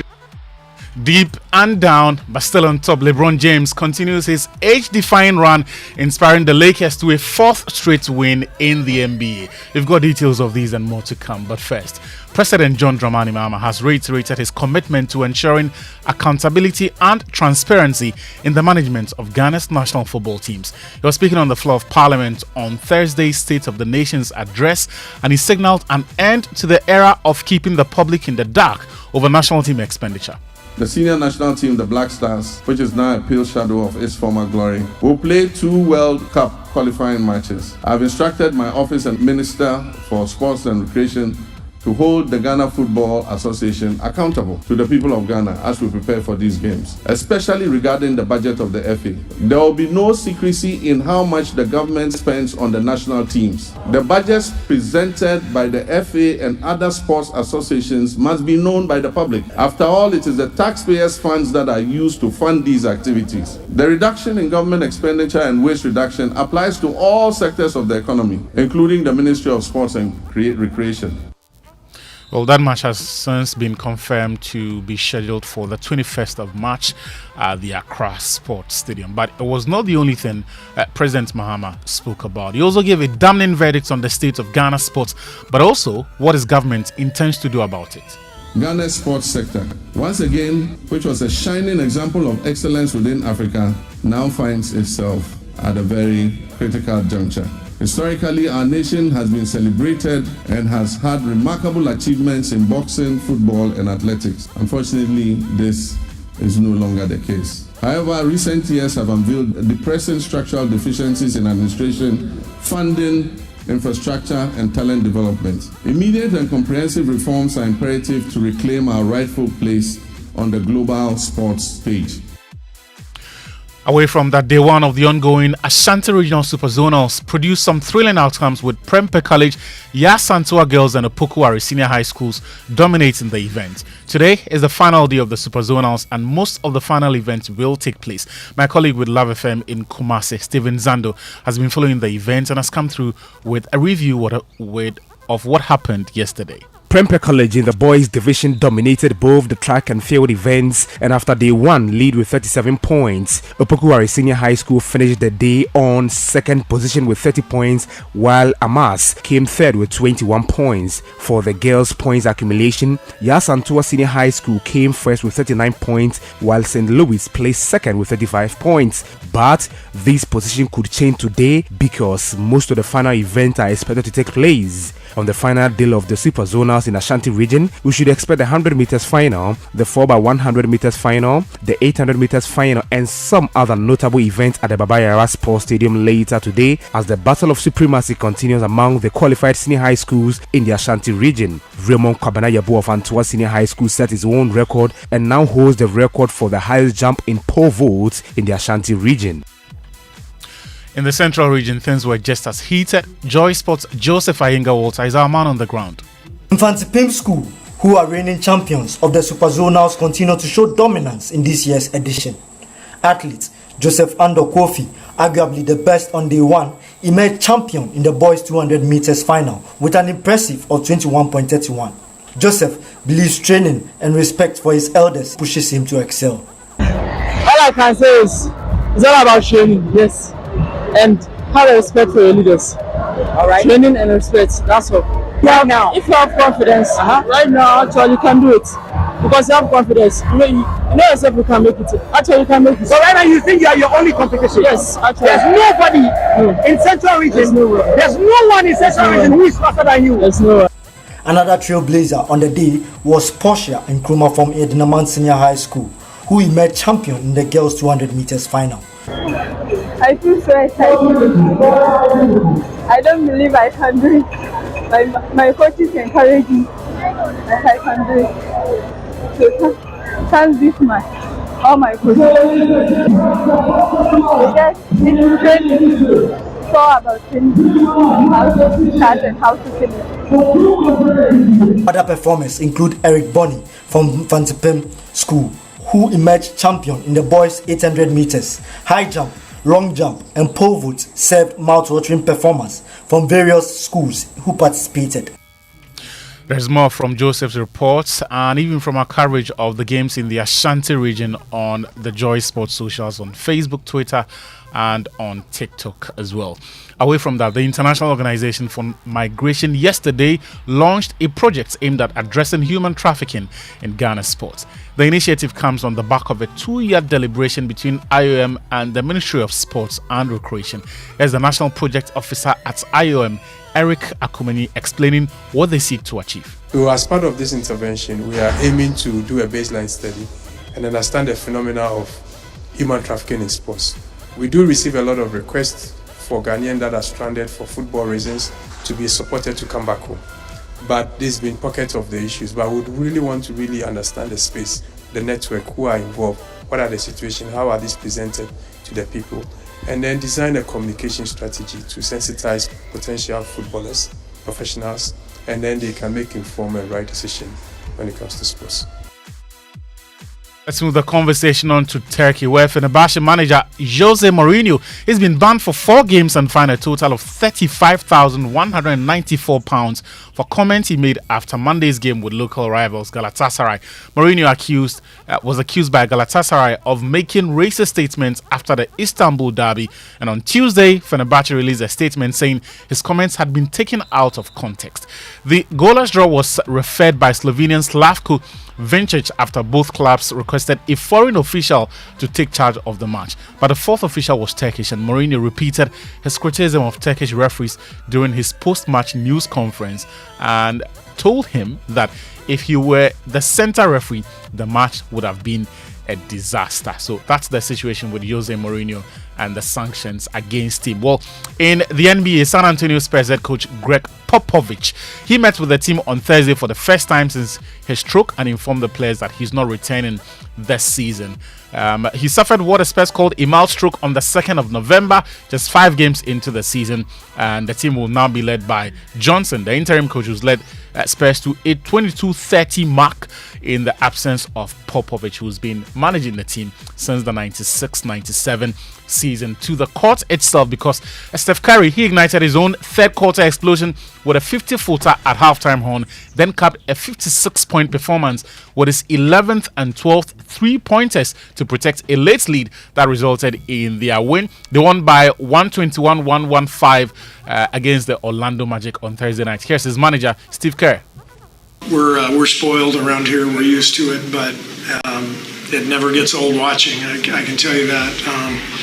I think the fans here tonight, even the Magic fans, they know they're witnessing greatest shooter ever and one of the greatest performers ever. It's not just the shots going in; it's just the fluidity, the beauty of his movement and motion, and his audacity, the shots that he's willing to take. He's an incredible performer, and he put on quite a show tonight. That was Steve Kerr speaking about Chef Curry. LeBron James, he scored 33 points and holding 17 rebounds, and Luka Doncic added 21 points and 13 rebounds in the LA Lakers as they increased their winning streak to 4 games with a 111-102 victory over the visiting Minnesota Timberwolves on Thursday. Elsewhere, Giannis Antetokounmpo scored 28 points, grabbed 19 rebounds, and dished 7 assists to lead the Milwaukee Bucks to a 121-112 win over the visiting Denver Nuggets on Thursday night. And finally, in tennis, former US Open champion Emma Raducanu, she will compete at the Indian Wells next week in her first tour experience since Dubai, where Iman exhibited fixated behavior towards her and was removed from the stands during the match. And the British press are now reporting that she'll be given extra security at Indian Wells, which runs from March 5 to the 16th of the same month. And that's how we end the Joy Sports Center. Nice one, Nachu, and have a fantastic weekend. You do too, Kojo. All right. Okay, time now for the Joy Business Minute. And it is brought to you by Consolidated Bank Ghana, CBG, we stand with you. Anointed Engineering Services, The Generator Experts, and of course, Pinnacle Life Insurance. More for your smile. Good morning and welcome to the Joy Business Minute brought to you by Consolidated Bank Ghana. We stand with you, non-electrical generator expert and Pinnacle Life Insurance. Economist Professor Patrick Kusumi has maintained that government should use the 2025 budget to send clear signal to the private sector about measures in place to reset the economy. Now, Second Deputy Governor of the Bank of Ghana, Elsie Adalji, is urging the staff of the bank to extend the required support to the new management of the institution. This comes as she takes her early retirement. And commercial banks are assured of moving quickly to reduce interest rates if the Bank of Ghana should go ahead and review the cash reserve ratio for the sector. And that's all for the Joy Business Minute brought to you by Consolidated Bank Ghana. We stand with Anointed Electrical Generator Expert and Pinnacle Life Insurance. All right, now listen, you can now enjoy instant, cost-effective and reliable intra-African trade and commerce payments at Consolidated Bank Ghana Limited with the Pan-African Payments and Settlement System, PAPS. Okay, so take advantage of it to make or receive payments in your home country, in that currency of your home country. No long wahala. Visit any of Consolidated Bank Ghana's branches nationwide today to enjoy this fast and reliable service. For inquiries, you can call 0302 216 000. Talk to us at cbg.com.gh is the email address, or you can find them on social media, Facebook and Instagram and X, formerly Twitter. Terms and conditions apply. CBG, we stand with you. Are you tired of endless traffic jams and rising fuel costs? It's frequent vehicle maintenance draining your budget. If you're looking for an eco-friendly, cost-saving solution for personal or business transport, it's time to switch to the future of driving. The all-new Serial Nano 3 electric vehicle, proudly marketed and distributed in Ghana by Anointed Engineering Services Limited. The Serial Nano 3 EV offers zero emissions, running entirely on electricity. no charging station, no problem. Simply plug it into a standard socket at home. The sleek EV combines advanced technology with high performance, featuring a fast charging, long-lasting battery, a portable, ultra-silent digital genset for backup power, and an elegant, comfortable interior. Every purchase comes with a 1-year warranty. Visit our showroom at Kwame Nkrumah Avenue, Farisco Traffic Lights, opposite Glyco at Dabraka, Accra, or call 0540 100 6863, 0540 100 868, or 0243 480 334. In Kumasi, find us in front of the TAT Yard, Ak Mayanka Road, or call 0243 480 334 or 0544 340 589. EV experience a legacy of modern luxury. Go electric. All right. Well, listen, we certainly want to hear from you.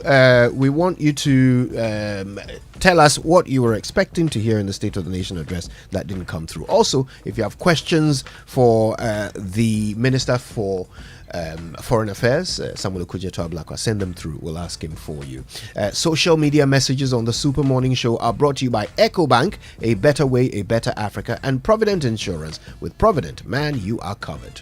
Oh, EcoBank says, don't be scammed. Fraud activities are on the increase as scammers continue to target customers of various banks through phone calls, text messages, and emails to get customers to sensitive information such as password, PIN, card information, CVV, OTP, and other personal details.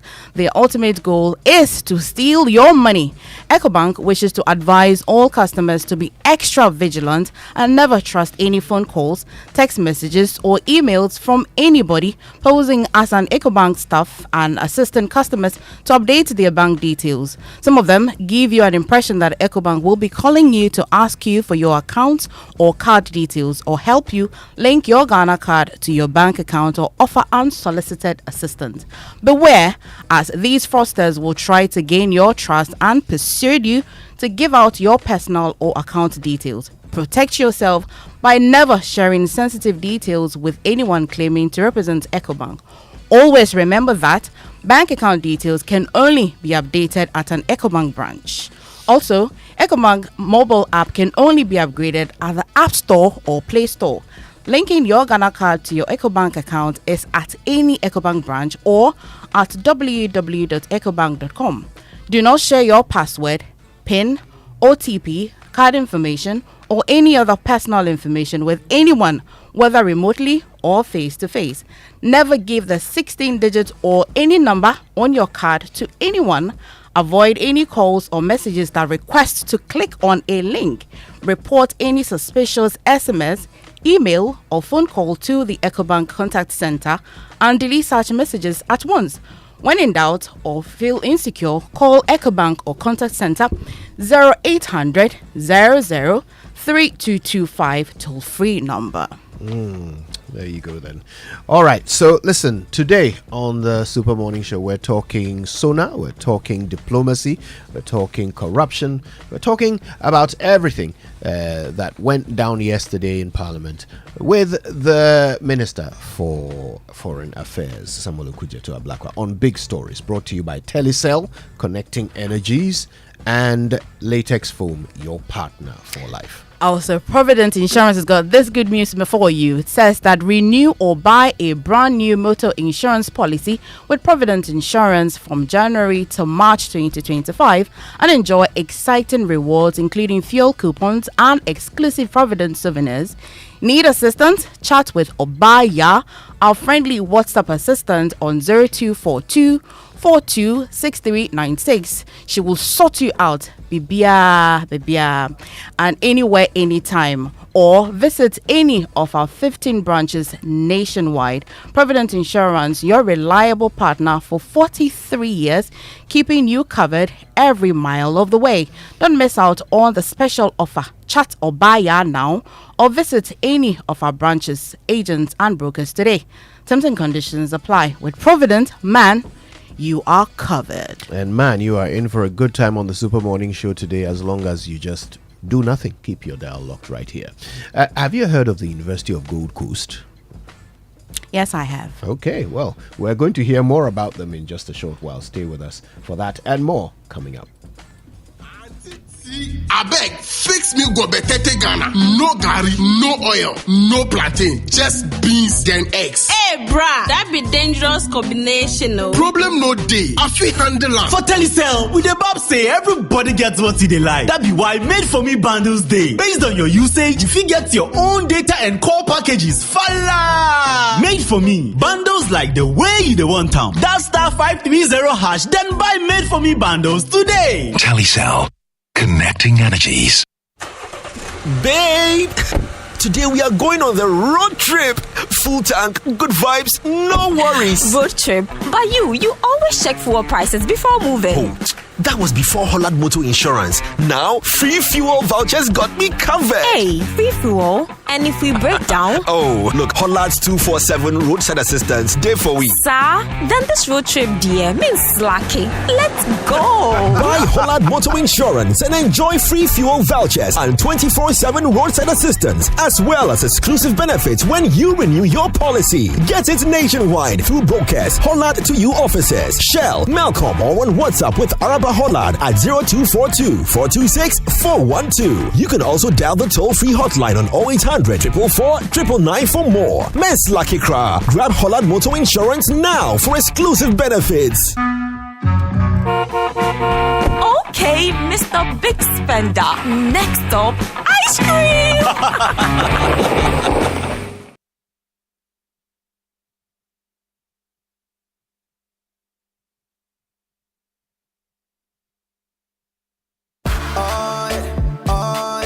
EcoBank Mobile, they make me say, oh yeah. EcoBank Mobile, they make me crazy. Download it and use it. It gon' make your life so easy, yeah. Oh yeah. Download it, you go enjoy them. In my Brahmin chain. In my Brahmin chain. Come make a download them for you. Cause you can pay bills, you can buy credit, you can pay school fees, even chest tights with the Apple. EcoBank Apple.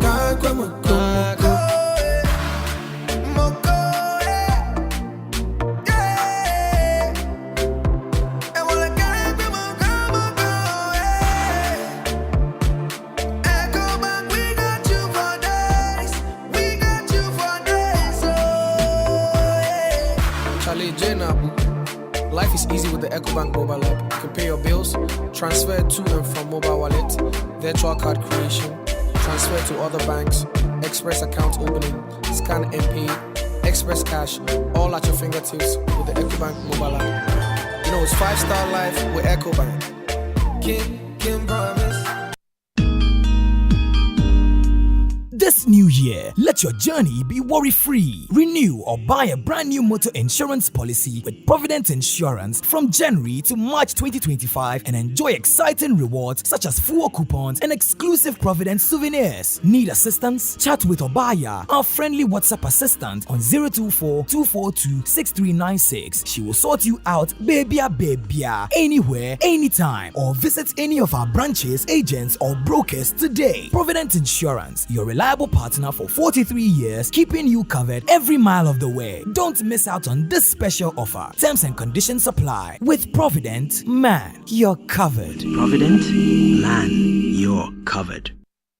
I used to stress about where to receive my approach sticker and always used to doubt whether my friend has really sent it. So I asked a friend of mine and he said his wife used to have similar challenges until she decided to receive money transfers from CBG. Well, I can relate because now I receive my money from CBG. It's so simple, fast and secure with no delays and no hidden fees. And I must say, life is now feeling good. Stay connected to your loved ones no matter where they are. With Consolidated Bank Ghana's money transfer services, you can receive money quickly and securely from abroad, whether through MoneyGram, Western Union, PayAngel, Transfast, UnityLink, RIA, EaseRemit, Thunes, TapTap Send, and TerraPay. Cash out your way any day with Consolidated Bank Ghana. Welcome to the good life. CBG, we stand with you.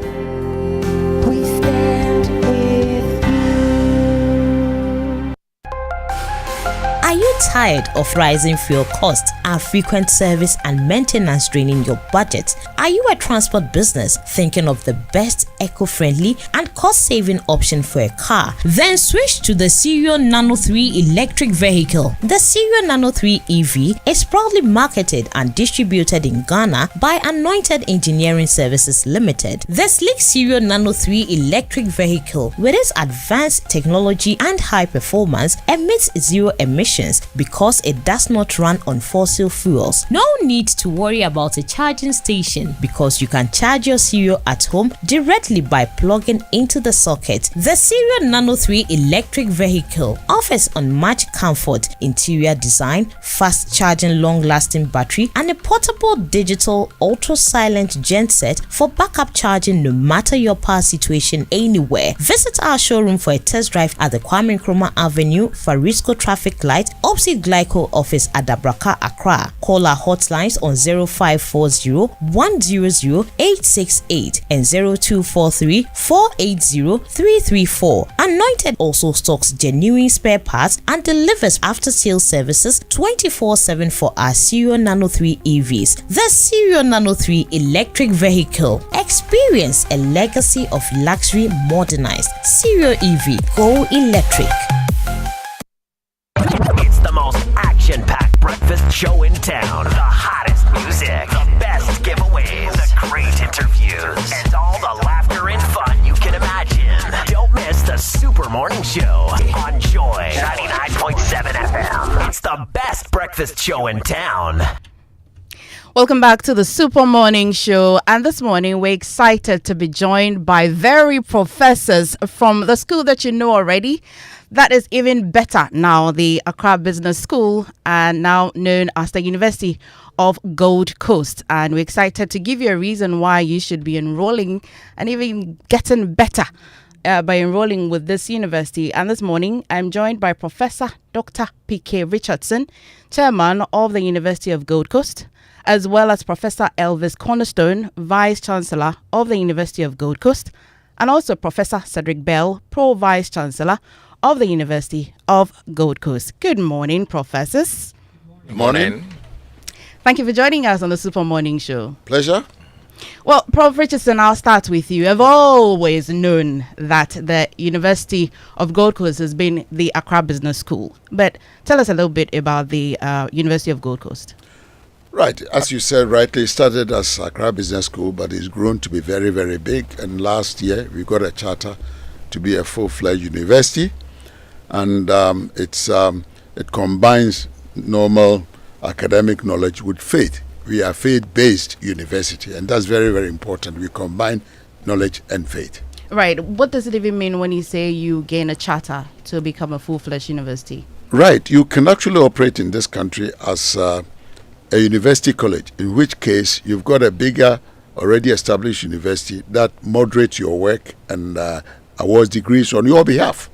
When you get a charter, you have a right to actually award your own degrees. You don't need to be linked to any other university. Oh, that's some good news. Well, I'll go to Professor Cedric Bell, and already you've told us that you are a faith-based university. But again, if you want to tell us your vision, your mission, and even core values.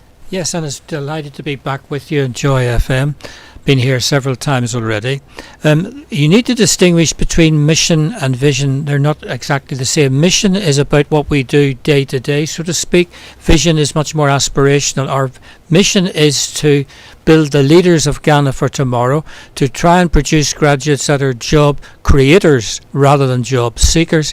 And in terms of our longer term vision, which is aspirational, we aspire to be the preeminent Christian-based business school in West Africa initially, and continental Africa ultimately. Right. Professor Cornerstone, I'm excited to talk to you because faith-based and cornerstone. Now I'm going into the Bible, but you want to share with us some of the courses currently offered in the University of Gold Coast? Okay, thank you very much for this opportunity. We have MBA programs, and this is locally taught programs over here. And there's a general MBA which takes into account various fields: marketing, finance, operations management, and what have you. We also have collaboration with Wrexham University, who also offer their MBA programs. Students are able to get the opportunity to graduate here or in the UK. And then also we have MSc in accounting and finance. And then we have MSc HR, human resource management, communication and international marketing, and also international relations. So these are the programs that we do offer at the University of Gold Coast. And the MSc is a traditional 1 year and the MBA 2 years? Or they are all 1 year. They are all 1 year. Oh, that's some good news. Yeah. Well, I think I want you to even stay a little further on the international collaborations and whether if it's just you're collaborating, or if you went to school here, you can graduate over there. What does the collaboration really mean?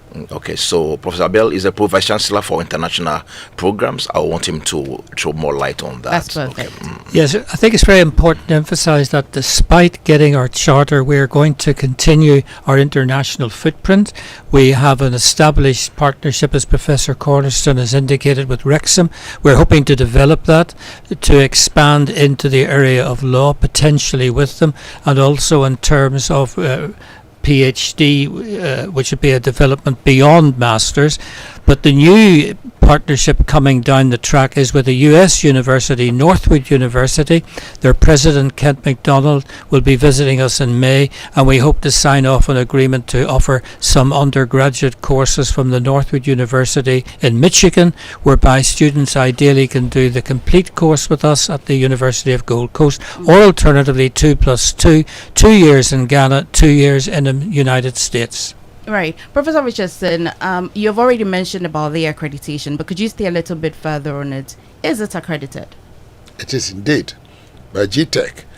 And this is a very important question you're asking, because if anybody wants to come to our school, register, they want to know whether when they hold a certificate from University of Gold Coast can be recognized by employers and so forth and so on. People who go to school in order to get knowledge to be able to establish themselves in an employment and build a career. And where you graduated and whether the certificate you hold is respected and accepted is very, very crucial. So we have accreditation. In other words, if anybody is coming to study, they can be sure that they're going to a school that is accredited. Oh, that's refreshing to know. But Professor Cornerstone, why did we have to change, or maybe the right word to use it, how did you evolve from Accra Business School to becoming the University of Gold Coast? Okay, so we started off in the year 2004 as the Africa Center for Leadership and Human Resource Development, in short AFRILATE. The essence was to train very busy professionals, and we then transitioned in the year 2016 to become the Graduate School of Governance and Leadership. And the idea was to introduce undergraduate programs, and then also to Accra Business School, where postgraduate programs were also further introduced. About 3 years ago, there was a new regulation in this country that all private institutions are supposed to charter to be able to award their own diplomas and degrees. And we have over 200 private universities in this country, and I'm pleased to inform you, out of the few, we happen to be one of those that have been chartered.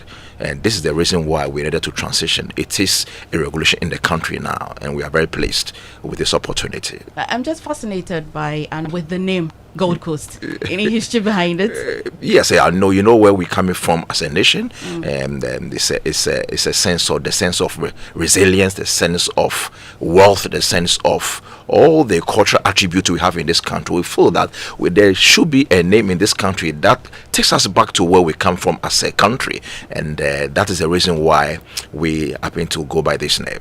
Well, Professor Bell, I'm sure that somebody's listening now and wondering, how can I be part of this? Is there any support system that the school offers to people who enroll? Well, very much. We're a distinctive institution. We're very much a postgraduate institution at present. and we hope to develop. I think one of the great things about gaining a charter is we're going to be on an equal footing with the institutions that we're going to be negotiating with, and that is something not to be underestimated. We'll be on a level playing field much more than we were possibly beforehand, and I think we want to provide our students with a very distinctive student constituency, the kind of support to enable them to become the leaders of tomorrow. That's very much our vision, very much part of a longer term aspirational goal of the institution. Right. Professor Cornerstone, how can I enroll? I'm thinking to maybe do another MBA. How can I enroll? Oh yeah, it's so simple. And you can visit our website, ugc.edu.gh.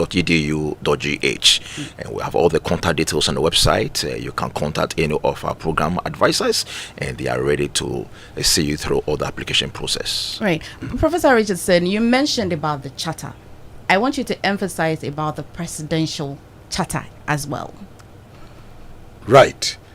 GTech will assess you or any institution that wants a charter in detail and come to some conclusion that you deserve to be given a charter.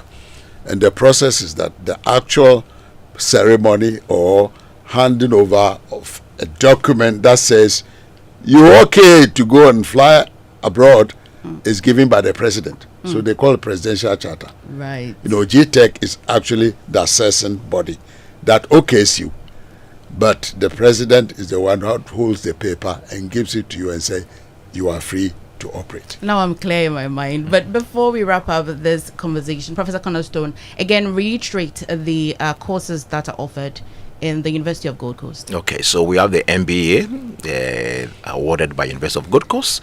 We also have collaboration with Wexham University, the MBA also from them, and it's also for 1 year. And we have MSc Accounting and Finance, MSc Human Resource Management, MSc Communication, International Marketing, and also MSc International Relations. Is it expensive? No, they are okay. For our MBA awarded by University of Gold Coast, it is $24,000, and we also have the Wrexham, which is $6,000, and then also all our MSc programs, with the exception of the Accounting and Finance, 21,000 Ghana cedis. With MSc Accounting and Finance, that is 26,000 Ghana cedis, and the payment terms are very flexible. Those who have the option of paying upfront, they have discount of 10% taken off their fees, and those who can pay on quarterly basis, that opportunity is also there. And then we also have a very flexible payment schedule for those who prefer to pay on monthly basis over the 12-month period. And so these are the various terms so far as the payments are concerned and the fees. We feel our international courses are very competitively priced at $6,000 for Wrexham for a full MBA, much more competitively priced than having to go to the UK, paying international fees plus getting a visa plus subsistence. Very competitive. Yeah, the Professor Bell needed to reiterate that it's very competitive. But again, Professor Richardson, anybody listening to us now and want to be part or want to enroll, what would be your final message to them? My final message to persons who are listening now who want to enroll in the University of Gold Coast. Join us. We are geared to supporting you and making sure that you've got the knowledge that you require. And we not getting into the same process of chew, pour, pass, forget. You know that people come in and they actually take the notes from the professor. They reproduce what the professor has given to them. The professor gives them A, they get a certificate and go away without knowing anything, because all they did was memorize what the professor said. We are training people to be critical thinkers, to be able to analyze things from first principles, so that when they get out into the world, they'll be able to look at the problems they face, and with that sort of critical mind, be able to, analyze and go forward and be successful. So that's where we put in our emphasis, creating, critical thinkers as we go along. Perfect. I definitely will not forget to ask this question. Initially, you mentioned that you're a faith-based institution. What does that mean? What kind of faith are we discussing? Christian-based. we believe that a good life is not just about secular knowledge, but faith also. And if you look at a lot of the constitutions that have been written in Western countries, they're based basically on the Bible. Where you have what is right, what is wrong, what is good, what is bad. So we want people to be able to see what the Christian principles are and actually align their lives to that, apart from the secular knowledge that they have. Because if people operate ethically, what we're doing here is actually training people to be moral agents in the world. And that's why we're combining Christian ethos with normal academic knowledge. Thank you for clearing that up. Professor Cornerstone, where's this school located? We are here in Ghana and Accra along the Sprinters Road, and you can also get to know of us more on the internet. Just type University of Gold Coast or ugc.edu.gh. You'll get us to know where we are located in Accra here. Very well. Thank you so much. And just to remind you, you can find them, or you can find more information on www.ugc.edu.gh, or you can better still call them on 026 3888 555. Take your pen and write it 026 3888 555. I'll take your final word. Professor Bell, would you have any final word to share? Well, I'm delighted to have the opportunity just to encourage all young people in Ghana who aspire to become the leaders of tomorrow to join us. You'll be well looked after and you'll get a very unique educational experience. Many thanks. Thank you so much, Professor Dr. P.K. Richardson, Chairman of the University of Gold Coast, Professor Elvis Cornerstone, Vice Chancellor of the University of Gold Coast, and as well Professor Cedric Bell, who is Pro Vice Chancellor of the University of Gold Coast. Thank you so much, and enjoy your Friday and your weekend as well. Thank you. Thank you very much for having us.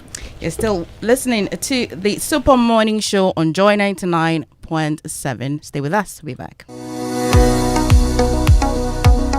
Do you want to study abroad? I present to you Astolinks International. They give professional advice on study visas to the USA, UK, Canada, Australia, New Zealand, Ireland, and other European nations. They also advise on visa applications, general travel, and other immigration services. Call them on 0537 152 118 or visit them at 4A Pawpaw Street in East Legon. For more information, check out astolinks.net. Astolinks, pathway for success. Building or renovating? Look no further. At Interface Limited, we have everything you need to create stunning spaces. Transform your interiors with our top quality plasterboards, acoustic ceilings, and cement boards. Step into style with our exquisite laminate and engineered floors. And for your data centers, durable raised access floors. Elevate your outdoor spaces with our WPC decking and fencing. Protect your home with our beautiful and reliable roof shingles, insulation, canopies, and PVC fascia boards. Add a touch of elegance with our beautiful POP cornices and roses. Quality, affordability, and style all in one place. Building a better Ghana, one space at a time. Visit www.interfacelimited.net or call 0274 999 999. Welcome to Spintex Plaza, where living and working blend seamlessly. Spintex Plaza, the place to be. Furnished apartments feel so free. Imagine coming home to a luxurious furnished apartment with everything you need. Rooftop pool, swim under the sky. Rooftop bar where the good times fly. Rooftop gym, get fit and strong. The Spintex Plaza, you can't go wrong. Spintex Plaza, your home, your work, your lifestyle. Come see us today or call us on 0241 327 363. www.spintexplaza.net. Electroland Ramadan promotion is here. Get unbeatable deals on top brands Samsung, TCL, Media, and NASCO. Get NASCO 166-liter top mount freezer at 3,999 Ghana cedis plus a free flask. NASCO tabletop freezer starting from 1,999 Ghana cedis plus a free flask. NASCO chest freezer at 3,899 Ghana cedis plus free NASCO deep fryer. Get our Media 198-liter chest freezer at a whooping discount from 5,249 Ghana cedis to 3,999 Ghana cedis. For 4,499 Ghana cedis, you can get a TCL bottom mount fridge plus free NASCO meat grinder. Get our Samsung top load washing machine at 6,499 Ghana cedis plus free NASCO deep fryer. Rush to our showrooms and authorized dealers across Ghana. Call 0503 159 739 for inquiries. Electroland, home of affordable luxury appliances and electronics.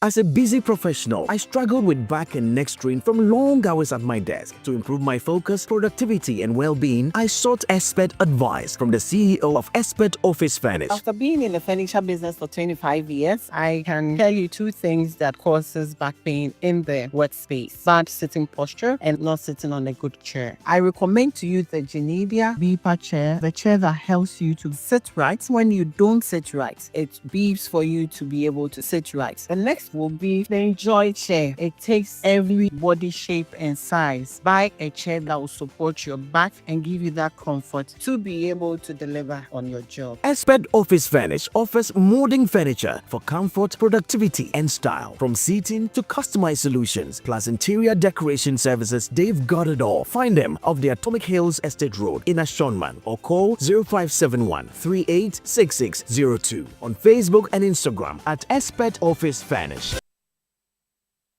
Woman want good love, now sympathize. Woman want good love every night. In the morning time, yeah. Wake up to the super morning show. Yeah, wake up to joy in the morning. Yeah, if you're turning on your radio, go for some joy in the morning.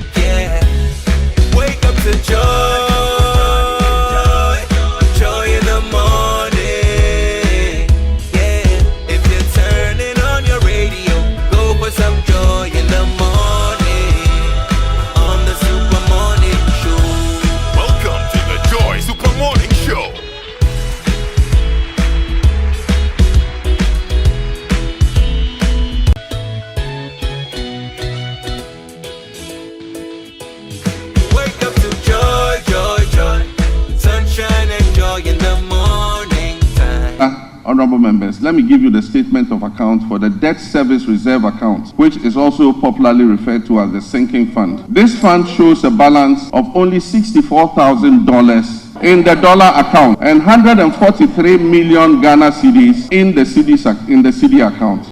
Yesterday, February 26, 2025, marks exactly 10 years since I stood in this chamber at this very spot to declare my determination to fix Dumso, a legacy problem of power shortages. And Mr. Speaker, I fixed it. Today, inspired by the Almighty God and propelled by the massive mandate given to me by the good people of Ghana, I am moved to make a similar purposeful and bold declaration that I, John Dramani Mahama, I will fix the economic crisis confronting our country and reset it on a path of growth and prosperity. I've directed the Minister for Energy and Green Transitions to implement far-reaching reforms, including enforcing a single revenue collection account, strictly adhering to the cash waterfall mechanism, and eliminating all wasteful expenditures by the state utility. The Minister has set up an advisory committee to guide the participation of the private sector in metering and billing, and also reduce the high commercial and technical losses that are threatening to drown the state-owned utility company. As part of our Operation Recover All the Loot policy, ORA, I've already tasked our investigative bodies to bring the culprits of the National Service Ghost Name scandal to justice. Such brazen theft of public funds must not go unpunished. It is estimated that the criminal addition of more than 80,000 ghost names could have yielded the suspects over 50 million Ghana cedis every month. Unfortunately, some of these suspects are believed to have absconded from the country already. I have directed that they be declared wanted and their assets traced and frozen until investigations are completed. Morning show. Imagine. Anyway, so that's just a little bit of what the president had to share yesterday in the State of the Nation address, and we can talk about it because we are quite pleased to be joined by the Minister of Foreign Affairs. He's also a member of Parliament for North Tone and no stranger to our show. Samuel Kujetu Ablakwa joins us. Hello, sir. Hi, Kojo. Good to see you. It's great to see you too, Good and morning, congratulations. and, good morning to MFA. Good morning. Good Congratulations. morning. Thank you so much. Thank you so much. And good morning to all the distinguished listeners of Joy. For those of you who are just joining us, MFA and the Minister were comparing ever proficiency notes. He needs to do better with the phonetics. I think you've improved though. I felt very, very envious. Because I'm still struggling at the cuckoo level. Anyway, yesterday we'll increase our Akla and Fetri Dechi delicacy so you can sharpen up. I'm glad the solutions are known. Aka implementation. Okay, so yesterday the president had a lot to say, and the economy dominated his delivery. The main image painted was that of a huge pit of debt, out of which the nation must climb before anything meaningful can be achieved. And he mentioned several areas, sectors, departments, state-owned institutions that were carrying huge debts of their own. We've also picked up from our sources some of the ministries whose pits are also quite deep. Did you find a similar situation when you settled into the foreign ministry? Let me extend very warm regards to the distinguished listeners of Joy. And I would like to use this opportunity to thank the good people of Ghana once more for the confidence they have reposed in President Mahama, Vice President Professor Nana Jinobuko-Ajiman. And I must say that being in my fourth term in Parliament, I think that the ceremonial outlook yesterday was very, very beautiful to have for the first time a female Vice President. sit on that very beautifully sculpted, Ghanaian symbolic chair for the vice president. Really a high moment. And those of us who have daughters, when I got home yesterday, my daughter was really inspired and excited about that. Just one step away and we'll have our first female president of the republic. So apart from the content of the State of the Nation address, the speech, those optics were really far-reaching. And I must say that as a country, we are progressing very well. We are making history, and all of us should be proud of what we have achieved, the stability of our democracy for transition so far. And the president really emphasized that. Often we do not really celebrate the gains we are making as a people. And I think that yesterday was a really high moment for all of us who believe in inclusivity, who believe in gender balance, who believe that every Ghanaian has a contribution to make in our forward march. I really was inspired looking at those optics all these years in Parliament, and have never seen that. I think that it was really a historic moment. Having said that, the debt situation, it's really frightening. And to answer your question directly, the foreign ministry was not left out. I have also met colossal arrears of about 453 million Ghana cedis, largely our assess contributions to international organizations we belong to, and a number of projects started that have not been paid for. So to explain for the understanding of our audience, what do you mean when you talk about these? So assets contributions, as members of international organizations such as ECOWAS, AU, UN, you have to pay up every year, and so it's called assets contributions. We have huge arrears to clear. And to the tune of 453 million Ghana cedis. That's huge. So in preparing the 2025 budget, we had to suspend a lot of projects. What my departments brought when we had our first management meeting, they wanted about 3.3 billion Ghana cedis, but we had to slash it looking at the arrear situation. We took out about 1 billion Ghana cedis. We've suspended all fiscal infrastructure in terms of the passport application centers we're supposed to construct this year, so that we can clear the arrears. The president instructed us that we need to cut expenditure, so we've cut expenditure drastically, and some of those things that we will often do, which can wait. We have said that, look, it has to wait. So we are not going to be purchasing any new vehicles for those of us at the top. No new vehicles for ministers, for chief directors, whether salon or V8s.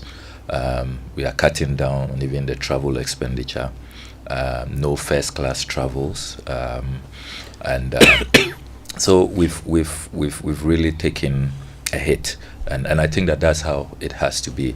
If you look at the fact that our public debt now is in excess of 720 billion, and the president revealed yesterday that even with our commitments under the domestic debt exchange program, we have to be paying over 280 billion Ghana cedis over the next 4 years, and then your own ministry, you have this 453 million Ghana cedis that you need to clear. You can't continue with the same expenditure patterns as though it's business as usual. So we are really doing our best to make sure that we come out of the woods. I must also add that I was saddened to also discover that the adjoining lands of the foreign ministry, are all gone, really. And a number of people have been approaching us with so-called documentation that they own those portions of the land and they are preparing to construct. So we've had to send a strongly worded message to all of them that, I mean, nobody does that. A foreign ministry, and you want to come and just, annex our land and build so close to it. And some are foreign interests, And then we've also discovered that some of them are the owners of properties demolished at the National Cathedral site. And so they try to compensate them with portions of our land. But you see, if you look at the plan of the Ministry of Foreign Affairs, we are not done with the full layout. We just finished with the second phase. That's the annex building, which the Chinese government was generous to donate to us. They did that construction for us. But there's phase 3.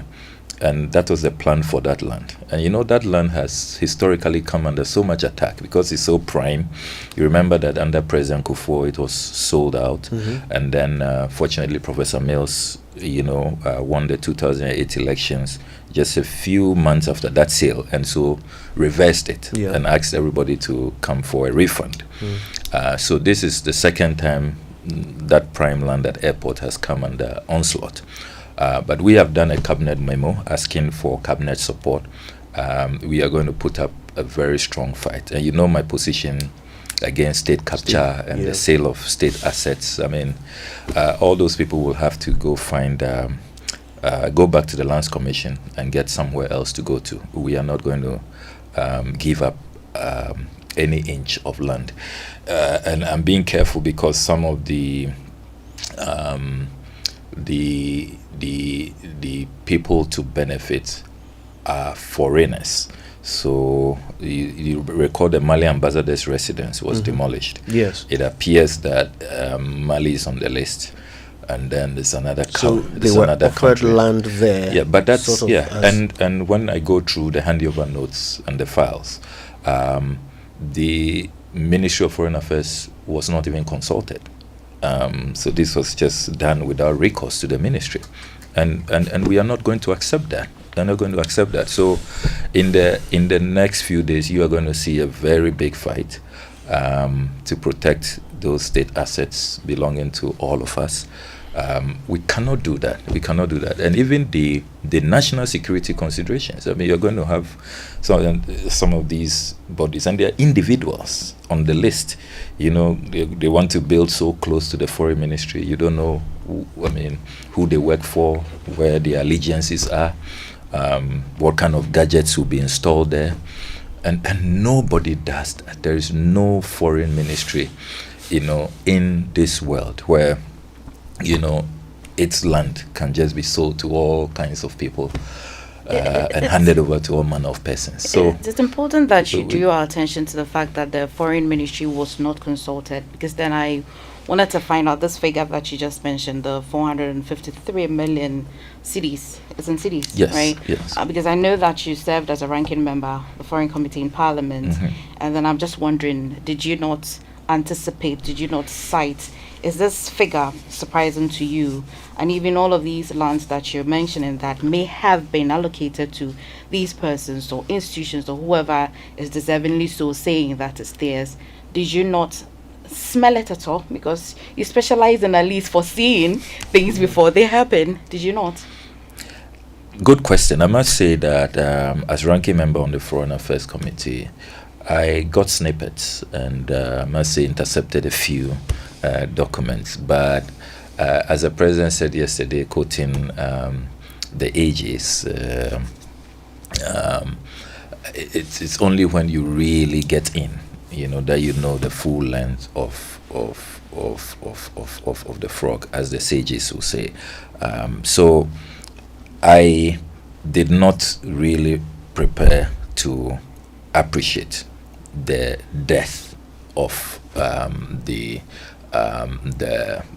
challenges, to be diplomatic with my expressions, as I'm enjoying to do these days. So So to be honest with you, I didn't have a full appreciation and understanding about the size of the arrears. And then, I mean, yes, we had heard about some reallocations of land, some attempts to compensate some of the victims of the National Cathedral demolition, but because they just told us that government was handling it, it didn't occur to me that the foreign ministry will have to bear the brunt, and a lot of these relocations are happening at a location, land belonging to the foreign ministry. So we certainly are not going to accept this, and we are going to put up the fight of our lives to make sure that we preserve these lands for the foreign ministry. All right. So going back to this, visual of the size of the debts that you've come to meet as a government, not just your ministry, but if that's what's happening at Foreign Affairs, then no doubt it will be everywhere.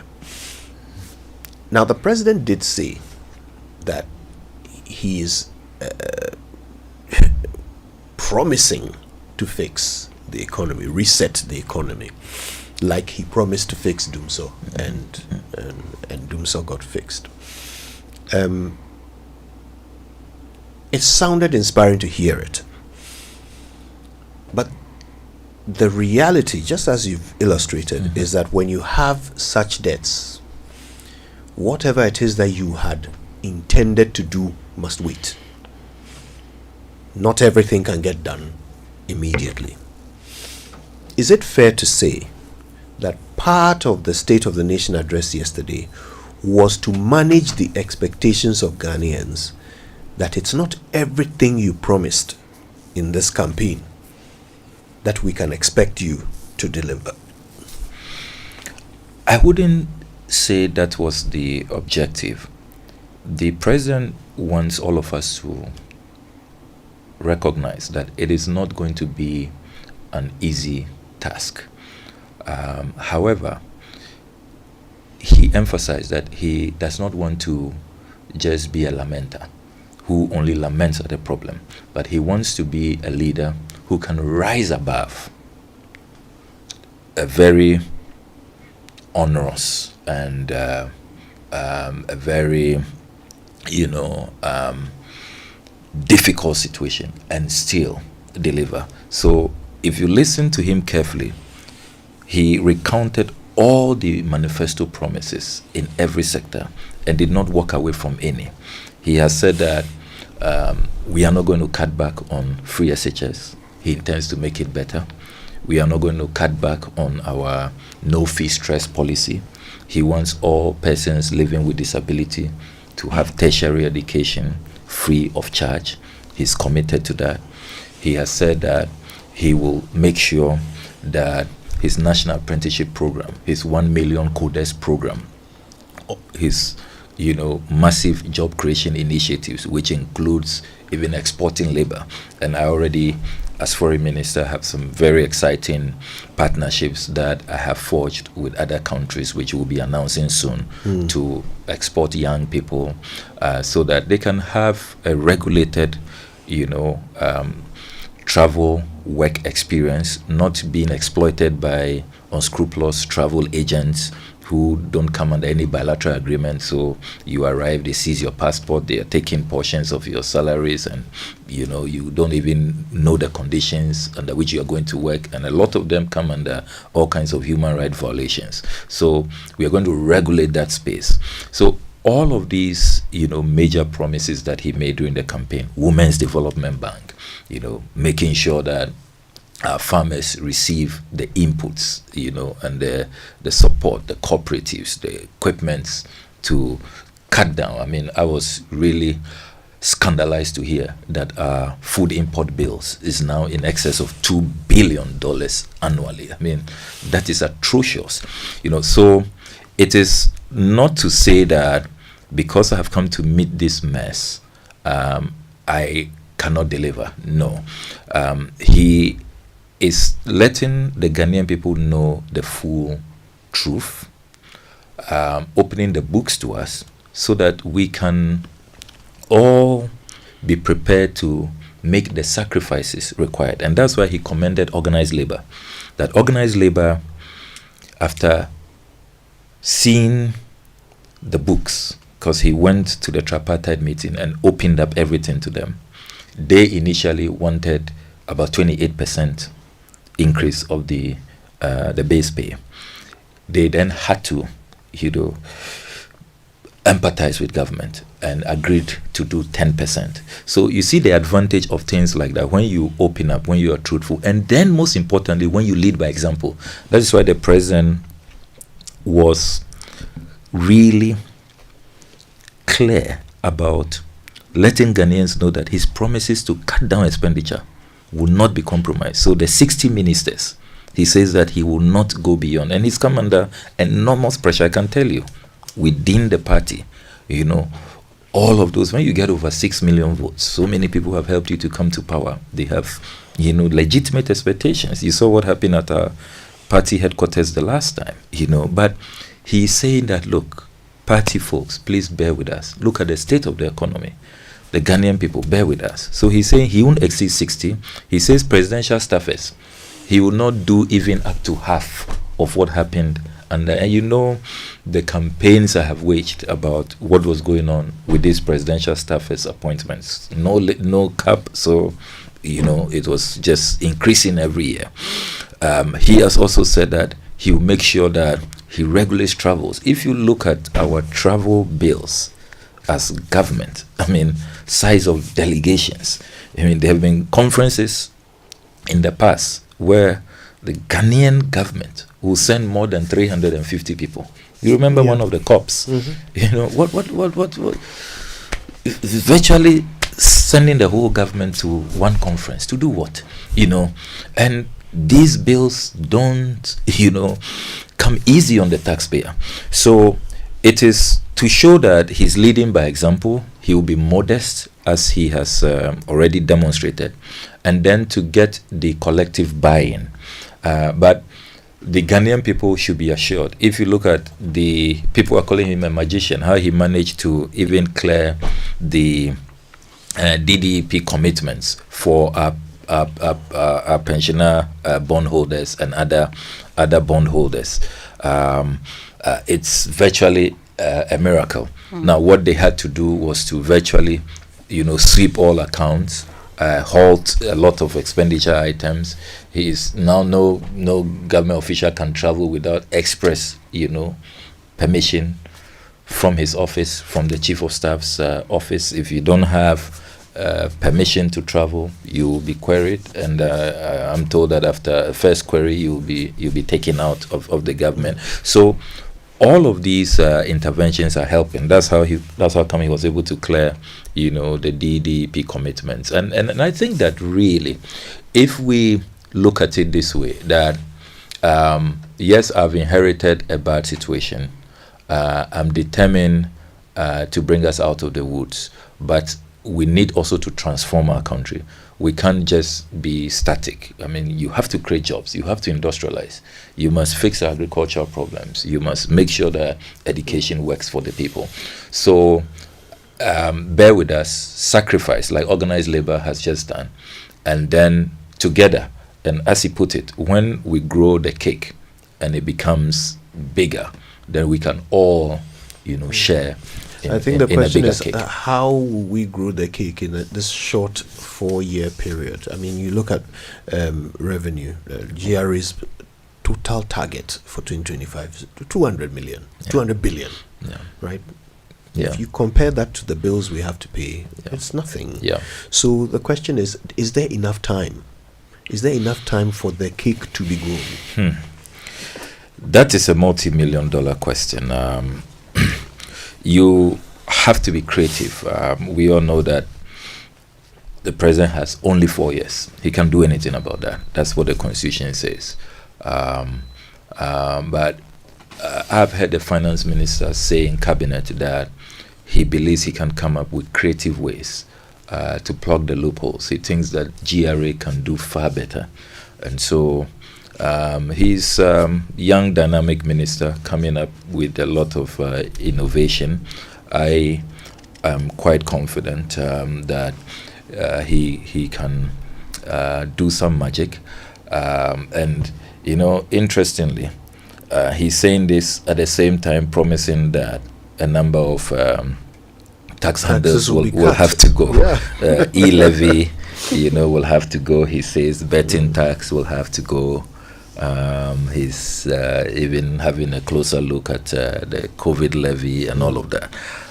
But he's quite confident. He believes, for example, that if e-levy goes and people now have restored confidence in, mobile money transactions, that will grow the economy than, because people are doing a lot of cash out now, and it's they are just operating, and it's difficult to then know exactly what is going on there in that space, bring them under full regulation, and then help grow the economy. So let's see. I still believe that looking at the work I did with oversight in Parliament, there is a lot of leakage. Last year alone, the Auditor General, in just one Auditor General's report, there was 8.8 billion cedis in terms of infractions, malfeasance, diversions. And the Auditor General said in that Auditor General's report that 8.8 billion is recoverable. If you look at the oral report that we presented, compiling all of what we had received and the oversight work we had done in Parliament, we are talking in excess of 20 billion, dollars in terms of what has been lost. The United Nations has said that, what Africa is losing, to corruption, is far more than, what we are receiving, in a combined way from aid, donor support, and grants and all of that.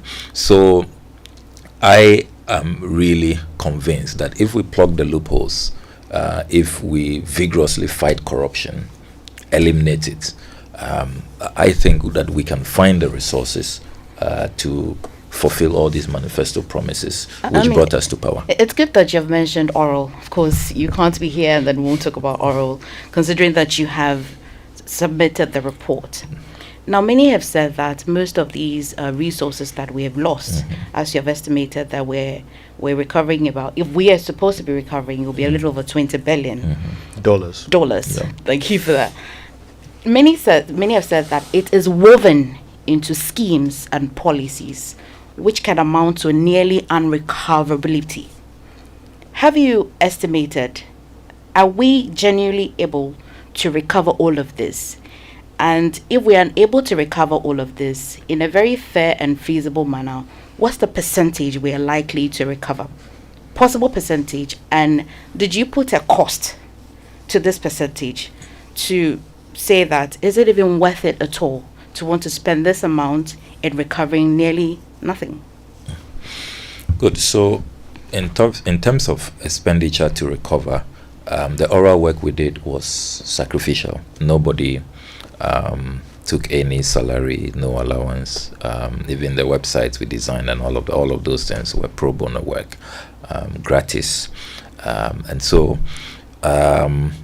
we are conscious of the fact that you want to recover, and so you must not incur further liability.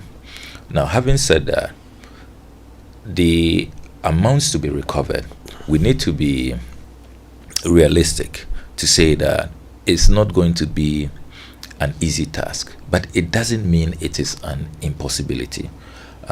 We have received a lot of requests from forensic experts willing to assist us. And I have enormous confidence in our Attorney General, who has now taken over oral phase 2. Our work with phase 1 was just to put all of the data together.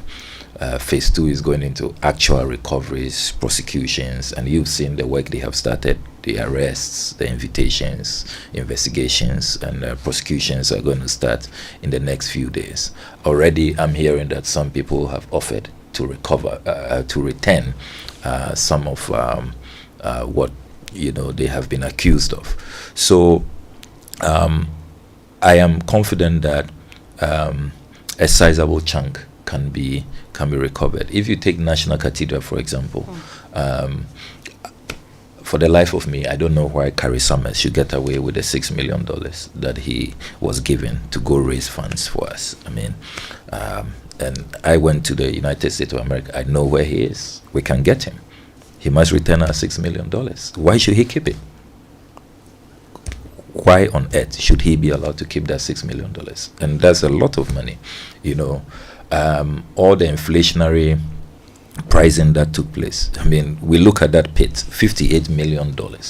I mean, see what $58 million can do. I mean, yesterday the president did an analysis with Agenda 111 and said that, a decent model, fully furnished, well-equipped hospital can cost us about $18 million. And he was saying that the $400 million we have spent so far on Agenda 111 and not one is operational. If we had just, been measured and more prudent, we could have gotten 22 completed out of that $400 million. So if $18 million can give you a modern, well-equipped hospital, why are we looking at a pit at $58 million, the world's most expensive pit? And we know the people, the individuals. If you follow the money, you know where it ended. Who are those who are in custody of these amounts? I mean, take the SkyTrain. Where is our $2.8 million? Those who came to scam us that they can provide a SkyTrain project and that they needed that amount to start work and they never started, they absconded. We should be going after that $2.8 million. The $12 million on Pualugu, all we see is some, bush, nothing to show for it. When you go to the grounds in Pualugu, who is keeping the $12 million? It should be retrieved. Ejapa, royalties, the $12 million spent under the guise of looking for an office in the UK and all of that, all kinds of weird claims. That $12 million must come back. Fortunately, looking at some data recently, I see that those shonky sheikhs who came to scam us that they would get us Sputnik V vaccines, they have paid back their $2.5 million. So we can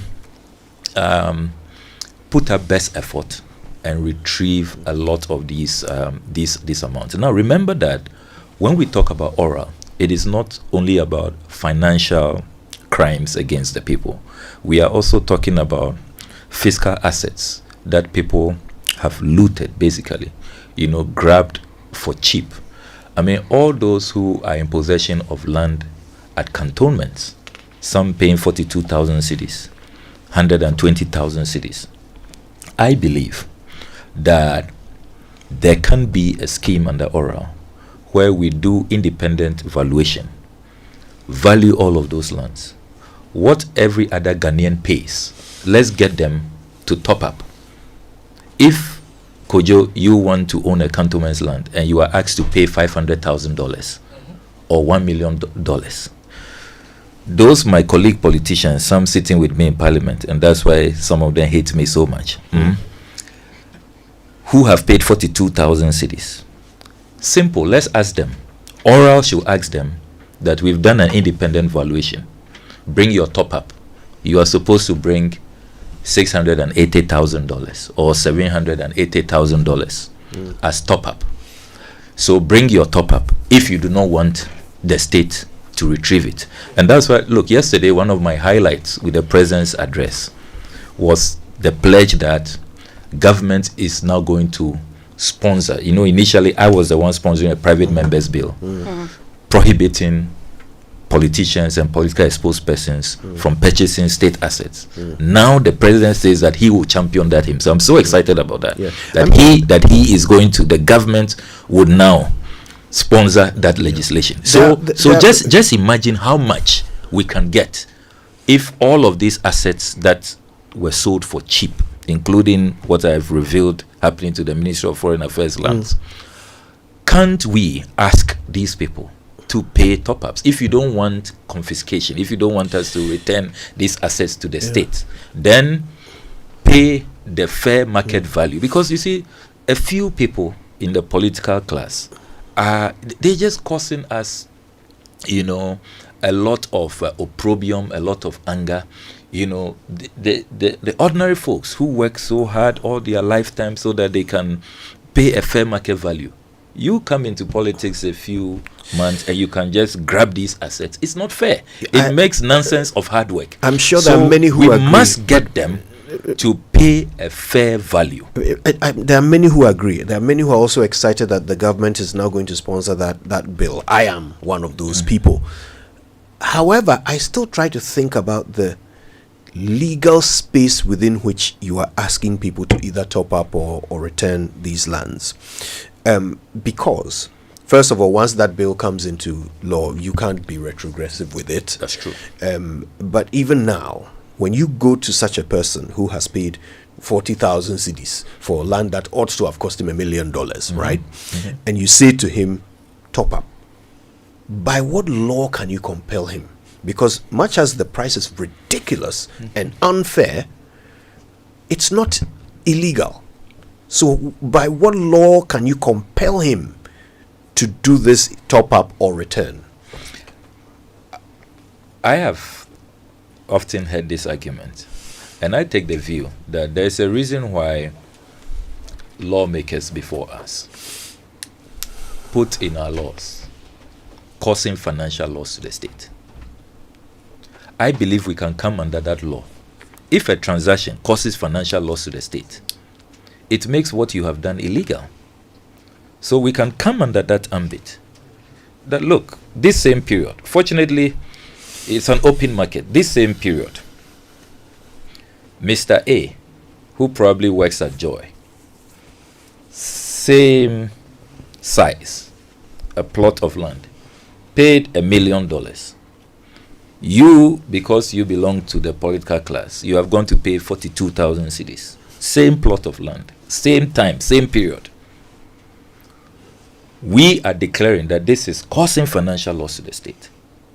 So you have to purge yourself, pay the top up. That is if we even want to be magnanimous. And we are not, because I like the Professor Mills approach in 2009 that look, we have plans for that land. We want to put up a foreign ministry there. Because where would a foreign ministry be today? Yeah. If Professor Mills did not say, look, we are not selling, come for your cheap amount. So that to me should be our plan A. Except that some people have rushed to build and some are still building and all of that. So, well, we don't want them to be crying human rights violation, witch hunting. Already they've started that this whole oral is a witch hunt, But it's about our country. It's about protecting our assets, So I believe that under the ambit of causing financial loss, all of these transactions have caused financial loss. Right. And there are people in jail, mind you, who, were accused of, crimes that are nowhere near, not comparable to the quantums of loss that we are talking about. Nowhere near. I want us to talk more about this and other foreign affairs issues with our guest Samuel Kujeto Ablakwa, who of course the Minister for Foreign Affairs and a Member of Parliament for North Tongue. We'll be doing that and more in just a moment. But first, a few messages from our partners, including this one. Next time you fly from Accra, this will interest you, Mr. Foreign Minister. Next time you fly from Accra, why don't you fly better with Emirates? In Emirates economy, you can get a taste of your destination on board with complimentary, regionally inspired meals. And as you savor each course of delicious gourmet cuisine at 40,000 feet, you can toast to new adventures with complimentary beverages. It's the perfect way to start your holiday. Yeah, imagine you're coming to Ghana for dirty December and they give you some soakings in Emirates. Yeah. I love that. And of course, you can expect world-class service along every step of your journey. You get so much more in Emirates economy. Enjoy more convenience and flexibility to over 140 destinations within the Emirates Global Networks. Find out more at emirates.com. I suppose this one also excites the minister, especially because of the Women's Development Bank. ABSA is taking the lead, says that to all the female entrepreneurs, agribusiness owners and young entrepreneurs out there, we see you, we understand the challenges you face, your story matters, and we're here to support you every step of the way. In partnership with the MasterCard Foundation, ABSA is offering SME loans at an unbelievable 10% interest rate per annum. Imagine having access up to 100,000 completely collateral free. This isn't just talk. We've already disbursed over 600 million Ghana cedis, supporting over 1,600 businesses within the past year. We're especially proud that 67.3% of our beneficiaries are women-owned enterprises. Your success is our success. If you're ready to write the next chapter of your success story, visit our SME project office nearest ABSA branch or our website at absa.com.gh. Your story matters. ABSA. All right, so listen, we're taking some message. When we come back, we'll ask the foreign minister about his recent communication to foreign missions in Ghana to treat us better. There's been what sounds like some nice diplomatic kickback from a few of these missions. Let's find out how the minister feels about that. Also, we'll talk a bit more about SONA. We'll get to test his pulse on some of the minorities' reactions to what President Mahama had to share yesterday. For example, does he agree that you can't talk about creating employment while sacking people? Stay with us. We'll get into it when we come back. Morning Show. When grateful hearts unite in an atmosphere saturated with His glory, there can be only one outcome: God's power unleashed. It's Celestial Praise 11, the ultimate worship experience. Theme: I do a new thing. Ministering live from South Africa, Zaza. From Nigeria, GUC. I'll put you in front. From Ghana, Pastor Edwin Datson, Kwekute. Host, yours truly, Celestine Donko. It's C Praise 11. Date, Sunday the 9th of March 2025. Time, 3:55 p.m. Venue, Dominion Sanctuary, Victory Bible Church, Awush. Tickets, single, 60 cedis. Double, 110 cedis. VIP, 150 cedis. Family of 5, 200 cedis. Dial star 447, star 1762 hash to grab your tickets instantly. Sponsors, V Spring, Go Music, Tang Palace Hotel. It's C Praise 11. God is doing a new thing.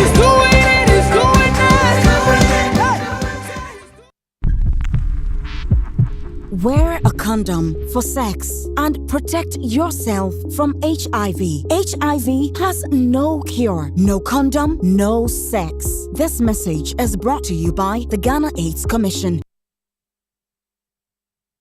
We await thorough and unbiased investigation into the alleged opioid pill importation into Ghana and other West African countries.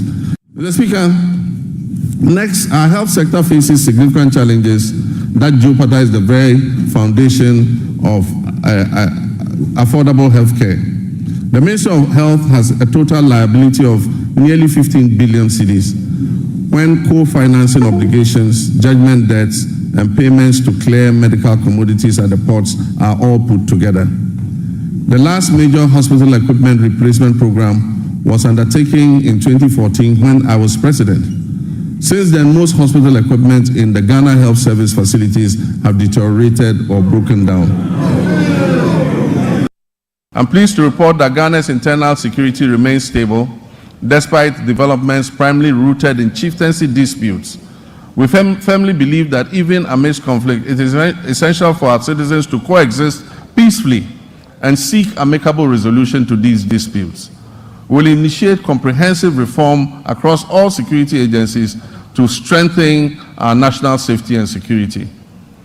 One area that has garnered significant public scrutiny is the recruitment process within our security forces. Accusations of politicization, favoritism, protocol, and selectivity have been prevalent. Let me assure you that we're committed to changing that narrative and fostering a more transparent and equitable recruitment policy so that all our young people who wish to serve in these services have an opportunity to do so. Morning Show.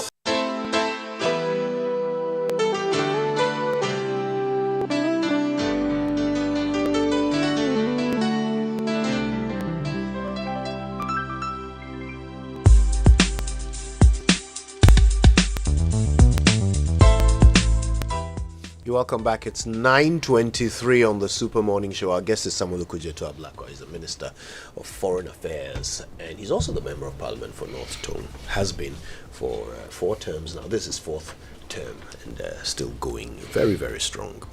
All right. Before we get back into that conversation, let me remind you that there's no better gift to communicate eternal love than time. The gift of time. Caveman Watches, the globally renowned Ghanaian luxury brand, is offering amazing customizable luxury watches within your budget in this season of love. So select a watch and have a name, a date, or any other personal symbol or message written on the dial or on the back of the watch for that person who means the world to you, and then you can get it specially gift wrapped for them. That is a gift etched in time. You can call them on 055-751-6744 or just go find them on social media. They are at Caveman Watches.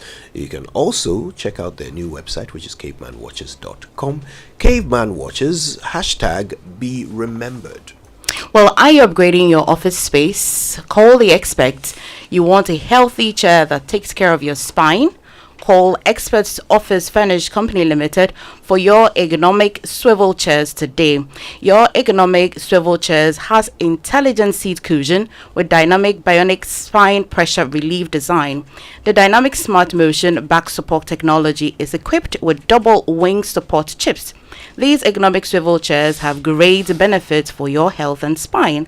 At Expert Office Furnish Company Limited, we also have executive desk, cabinets, conference, and all office furniture to suit your budget. Locate us at the Atomic Hills Estate Road on the Asori Junction near ASI Plaza, Ashoman Estate, or call us on 0571 386600.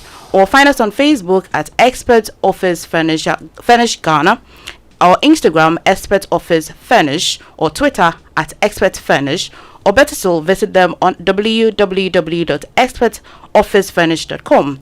Expert Furnish Office Furnish, your health, your wealth. All right. Now, if you've been dreaming of studying abroad, in countries like Australia, Canada, the UK, the US, Ireland, New Zealand, and, all of these countries that have an excellent reputation for teaching and research, if you'd like to work while you study, and possibly even get a visa to work for some 4 odd years after you complete your studies, well, it's all possible.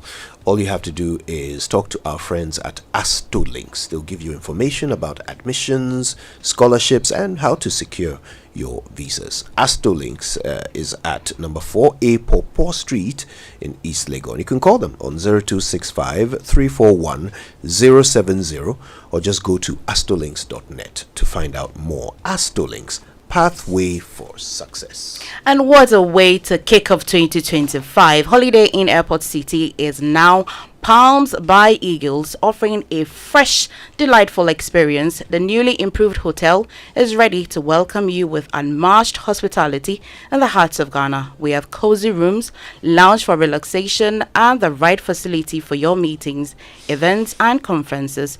Come and experience elevated hospitality like never before at Palms by Eagles. Okay, now just before we get back into the conversation, remember that at some point today you want to go to kingdomstoreonline.com for the best quality office essentials, equipment, furniture, and stationery from Kingdom Books. You can pay via Momo across all networks for whatever you buy, and then they will deliver to your home or office in very good time. Free delivery if you live in Accra or Tema, which is a plus, and of course terms and conditions apply. At Kingdom, Quality and affordability are their hallmarks. All right, let's get back to it. Our guest is the Minister for Foreign Affairs, Samuel Okujeto Ablakwa. Let's do a little bit more on foreign affairs before we go back to the SONA issue and the reaction of the minority. One of the major things that have come out of your office is that communication to foreign missions in Ghana. There were many Ghanaians who were relieved to hear you admonish these foreign missions about how they treat Ghanaians who apply to them for visas. And you called for better treatment. The Netherlands mission had someone speak to this, and I must say I understood their perspective, that every system can be improved. Theirs is no exception. But they were not sure what your specific feedback to the Netherlands mission was, because your communication was general, which made it difficult for them to know what specific actions to take. Do you find that that seems to be the response from many other missions? The reaction from the Netherlands ambassador suggests that he wanted the foreign ministry to mention a country, and then we state specifically what that country is doing that we don't like. That is not the style we opted for. We stated in very clear terms the issues we are not happy about. So it is for these diplomatic missions to look at those issues and carry out an internal assessment. If you are not responsible for those matters we feel strongly about, which border on violating the dignity and the rights of Ghanaian visa applicants, then you are fine. What are the issues? We have said one. We have observed that some of our diplomatic missions in Ghana do not have conducive waiting areas. So I have applied for a visa. You've asked me to come at this time, and then I'm on my own. Standing in the sun, at the mercy of the vagaries of the weather. If it's raining, you don't care, you know.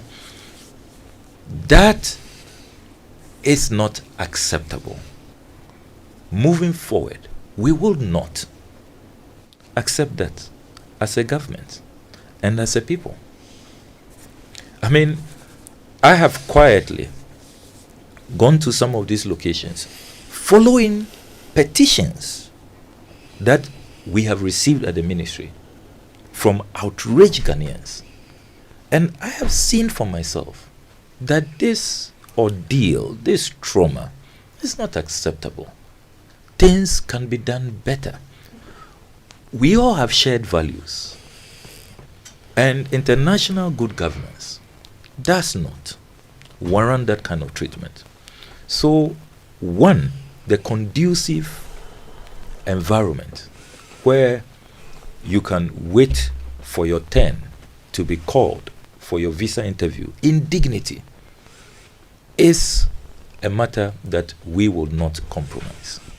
Number two, we have observed that there are some of these missions, when people apply for a visa appointment, they have to wait for sometimes a whole year, a year and a half, 6 months or more. And some of the petitions I have read from Ghanaians, they say that they are now having to even travel outside the country to get an appointment. And we are asking ourselves at the Foreign Ministry that what are those same countries, what are their missions doing right in other countries? How is it that for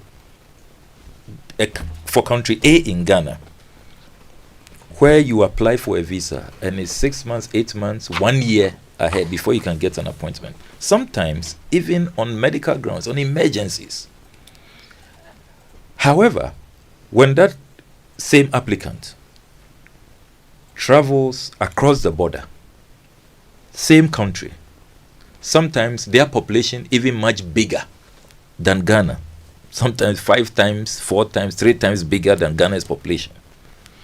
You can't get an appointment within a few days. We are not saying that grant people visas. No, we acknowledge that we can't make that determination. It is your right as a sovereign country to assess the visa applications and make your decision whether you are issuing or not issuing. But at least let the people have the appointments within a reasonable time. So that's the second issue we have raised. The third issue we have raised is that let us have special considerations for emergencies. Some of the petitions, and now a lot of MPs who have been inundated from constituents who have said, look, we have this medical emergency. There's a case we are looking at now, very sad. A child who has cancer. They went to India first. The Indians are saying that no, the state now, Ghana, India, can't be of help. You have to go to another country. And it's been so difficult. And this is a life and death situation. So the member of parliament has to appeal to the foreign ministry. And there have been many cases like that. So we are saying that create space for medical emergencies. There are students who have specific timelines to meet. Their university, they've got a scholarship or they've paid their fees. The university says you have to be here in 2 months' time, else your admission is forfeited. And then they can't get an appointment. So we have listed specific issues and we consciously left out the countries because we do not want to be accused of wanting to strain relations with specific countries or wanting to embarrass countries, particularly as a first step. So this not verbal we but issue. These countries are straining relations with us by not meeting Exactly. So as a first step, we thought that, look, in good faith, I mean, I'm new. This is our first engagement on this matter. Let us not call out countries and create the impression as though we know we probably have an axe to grind with some countries or we don't like some countries. So let us be specific with the issue. So you do an internal assessment. You will know whether you are indicted in those issues raised, or it's one or two or all, and then improve your systems. We will have regular engagements, regular assessments, and if systems do not improve, we have the right. Look, remember that as a country, not too long ago, one of our international partners accused our ministry that they want to deport some Ghanaians and we are delaying with issuing our travel certificates. You remember? Yes. Yes. So what we are doing, I've heard some people say, oh, the minister should be careful. This may probably lead to even the visas being denied and all of that. I said, please, we know what we are doing. We know what we receive from our partners. There are times that our partners have said that, look, we think that your missions abroad, we have 71 of them abroad, we think that you can improve even on your efficiency.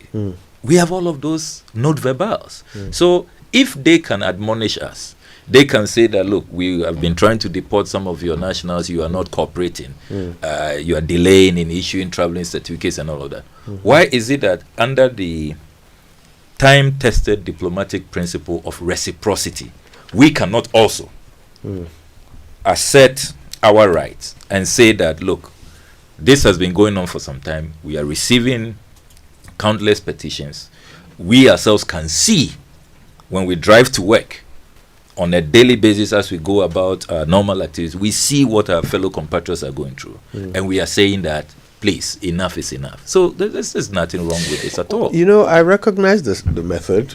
Here at Joy, sometimes I overrun segments on the show. Yeah. Sami Odami will call an entire meeting to tell everybody about overrunning when we all know who the culprit is. Yes. And there are some who suggest that really these issues you've raised tend to be experienced at one particular embassy.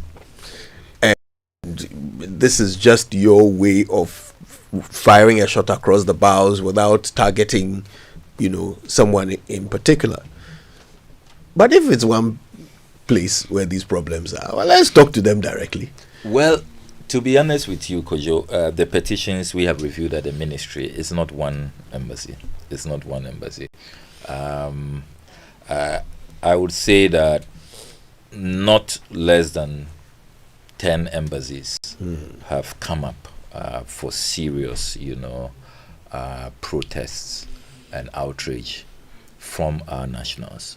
However, let me be fair to admit that there are some other diplomatic missions who are doing very well, and we need to also commend them and celebrate them. And last night at the New Year greetings hosted by President Mahama at the Jubilee House, I reiterated this demand that they should treat our people fairly, with dignity, but I also commended, I celebrated those who are doing well. I mean, we've received some high praise. Even since this note verbal was published, there are some who have said that, as for this particular embassy, as for that particular embassy, we are so impressed. Even if they won't grant us the visa, how they treat us, how they talk to us, their responsiveness, it is top notch. I mean, and we are proud of what they do.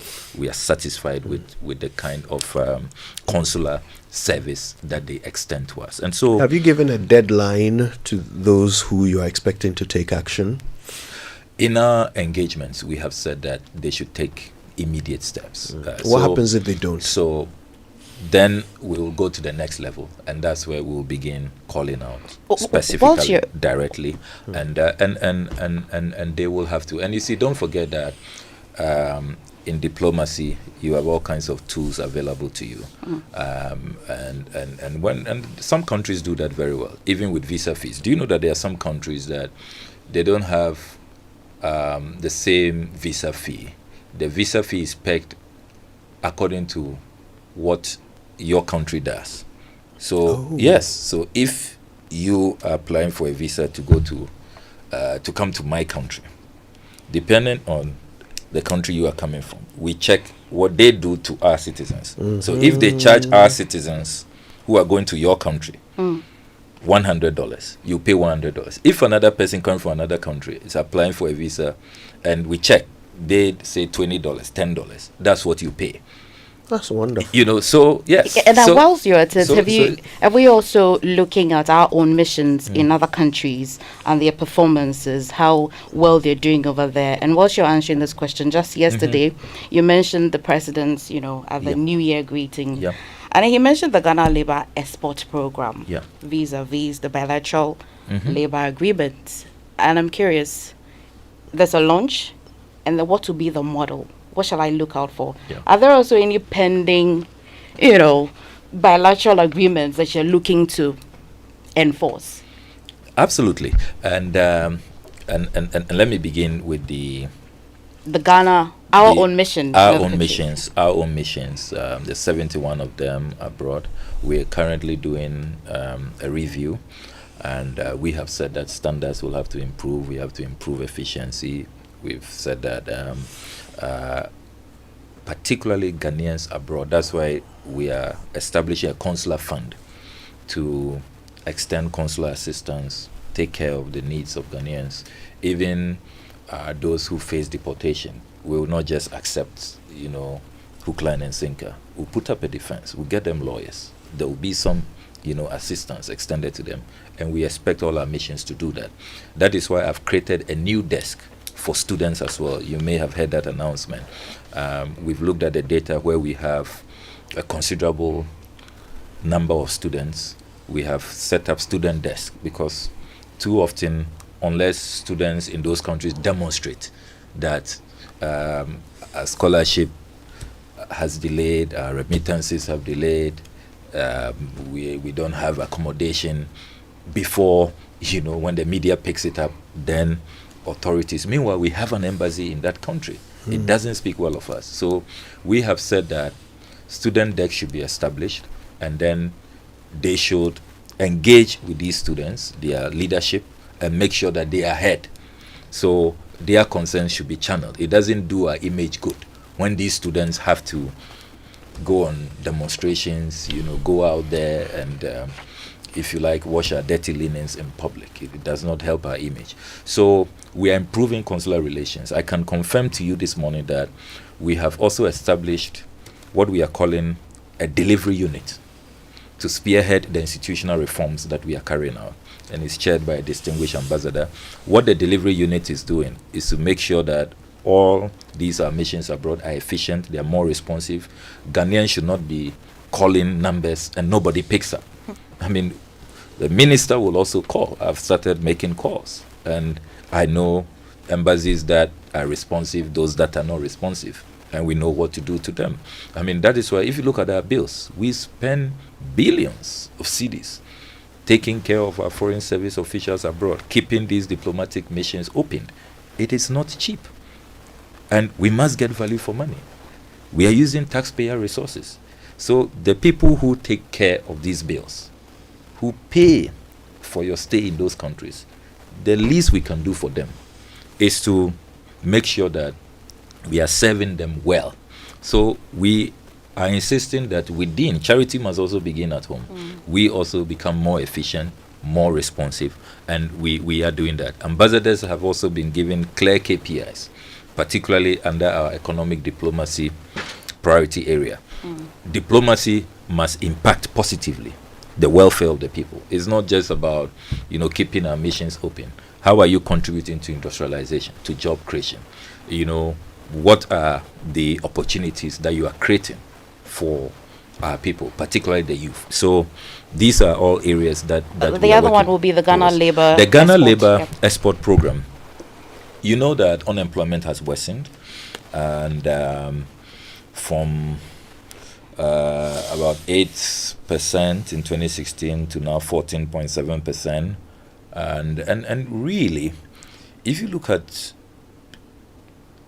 international politics now, some countries have done a great job to leverage employment, give exposure to their young people, give them more skills, let them go and work in different environments, learn from colleagues at different work sites, and then come back.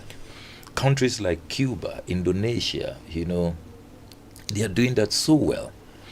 And Ghana, we sign up to this. We pay these governments good money. They get FDI. When they send us, for example, Cuba sends us doctors every year.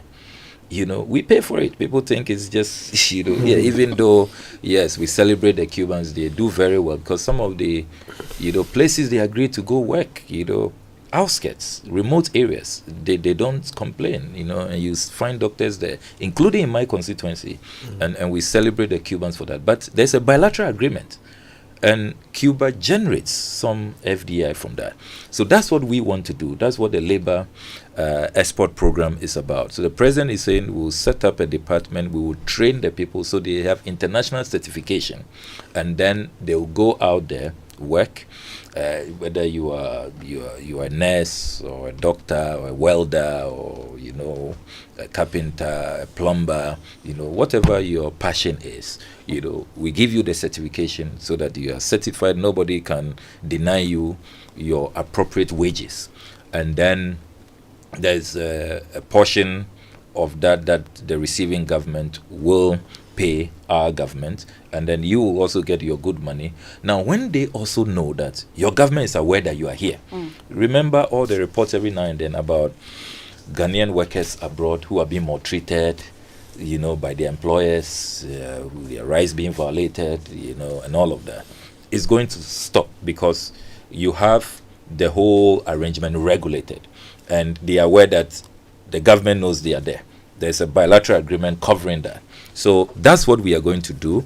And already, to answer your question, the other part of your question, we have some very interesting offers. Since other governments heard about this program, the requests are coming, taken fast. We've heard particularly about from Europe. Yes, there's Romania, there's Bulgaria, Germany, and a host of other countries. What particular skills are they interested in recruiting from Ghana? So, nurses, teachers, and then some want in the oil and gas space, some of the engineers and artisans. So I hear the Romanians want some truck drivers as well. Yes, truck drivers. And then Barbados wants to increase. We have about 155 nurses in Barbados, and they are so impressed with them. They want to increase the partnership, increase the numbers. And then others in the Caribbean want to, Trinidad and Tobago, Jamaica, they all want us to replicate that. Will these exported workers be compelled to return after some period of time? Are they obliged to return? So far what we have discussed, we want to have initial 2 years renewable, but it's their decision and the decision of the government. For example, the Barbados government, they want to renew. They don't want the nurses to return anytime soon. The nurses will appear very happy, so we'll make it flexible, but you can return at any point in time, as you decide to. And then when you return, we'll also create space for you. We don't want all the exposure, the expertise that you have gathered to go with. So we'll have a way of integrating you in our system so that you can continue working. So that's how we are fashioning it. We don't have a lot of time left, so I'm going to very quickly get your views on this comment by the minority leader, Alexander Afenyo-Markin, when he was making his response to the State of the Nation address yesterday. I prefer to quote him. If I can find the quote, it should be right here. So he said, and I quote, Mahama has today told us that we have a 2.2 million Ghanaians unemployed. But what he has forgotten is that in his administration, in less than 100 days, all we know is sack them. So there seems to be... With a quote, Mahama Bako. Okay. There was what? Mahama Bako. Mahama Bako, Sakin Bibri. Wow. Okay. So I mean, to him, there is some cognitive dissonance here. You want to create jobs, but you're sacking people who have been given jobs. Yeah, help make it make sense. I thought the minority leader will be explaining to the Ghanaian people, particularly the teeming youth, why for so many years, unemployment was worsening under the Ghana Statistical Service surveys every year. Young people were asking for jobs. Even the NABCO people were crying, please don't sack us, pay us and all of that. They didn't listen. Then you lose an election. And then after losing that election, you engage in these mass recruitments. They should be explaining to the young people of our country, why were they so wicked to them? For 8 years. You don't employ them. Unemployment worsens to historic heights. You even dismiss NABCO people, refuse to pay them. As we speak, NABCO people are owed between 4 to 6 months. You didn't listen to them. Then you lose an election. Then you decide to create this, because it's not just about we've given you appointment letters. Ability to pay. You've created this economic mess. We are discussing all these arrears, huge arrears. How are we going to pay these people? If you look at what they did in the security services, immigration, thousands thousands of people. Meanwhile, the Honorable Osafo Mafu, if you go back to, history, recent history, he was very clear as senior minister during the transition that they would not accept the previous government attempting to employ anybody after the elections. Because you see, how is the new government going to pay for these, jobs, thousands of jobs that you've created? So let's be clear. President Mahama is not sacking everybody employed under the last administration. That's not what is happening. There's been a lot of deliberate distortion propaganda. If you were employed before the transition, before the elections, you are fine. In my ministry, I have painstakingly gone through the records. I've seen that they obtained financial clearance in July from the finance ministry. And within the budget, there was an allocation that year they will employ people, even though they exceeded. What was in the budget was that they will employ just about 40. But they got financial clearance from finance to employ 100. I've done my due diligence. It happened truly in July. It was not backdated. And the process took time. I've checked with the head of civil service, even though some of them got their appointment letters in November, in December. At least the process has started. So at the foreign ministry, I have explained to the president that what we have seen, I like to be fair to people, what we have seen, the process started much earlier. So not a single person at the foreign ministry is being dismissed. Other colleagues have done the assessment where it is clear that the process started much earlier. There is financial clearance. There was provision in the budget for these recruitments to be done. People are not being fired. But it is, the malicious recruitments after elections.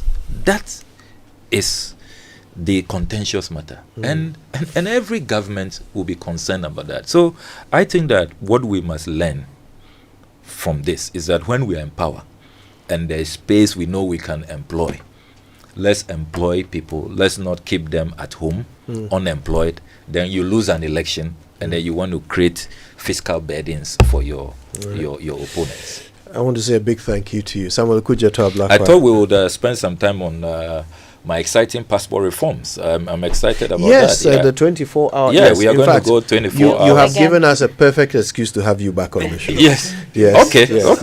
In fact, great. Because by that time we'll have rolled it out. So perfect. Yeah. Because we think that requires a conversation of its own. Yes. So yeah. There you go. Agreed. You have just reinvited yourself. Thank you. No Thank you very much. And of course, we really appreciate your time with us this morning. The Foreign Minister Samuel Kudjata Blakwa has been our guest on the Super Morning Show. We've got a few more messages for you. Stay with us. We'll be back after these.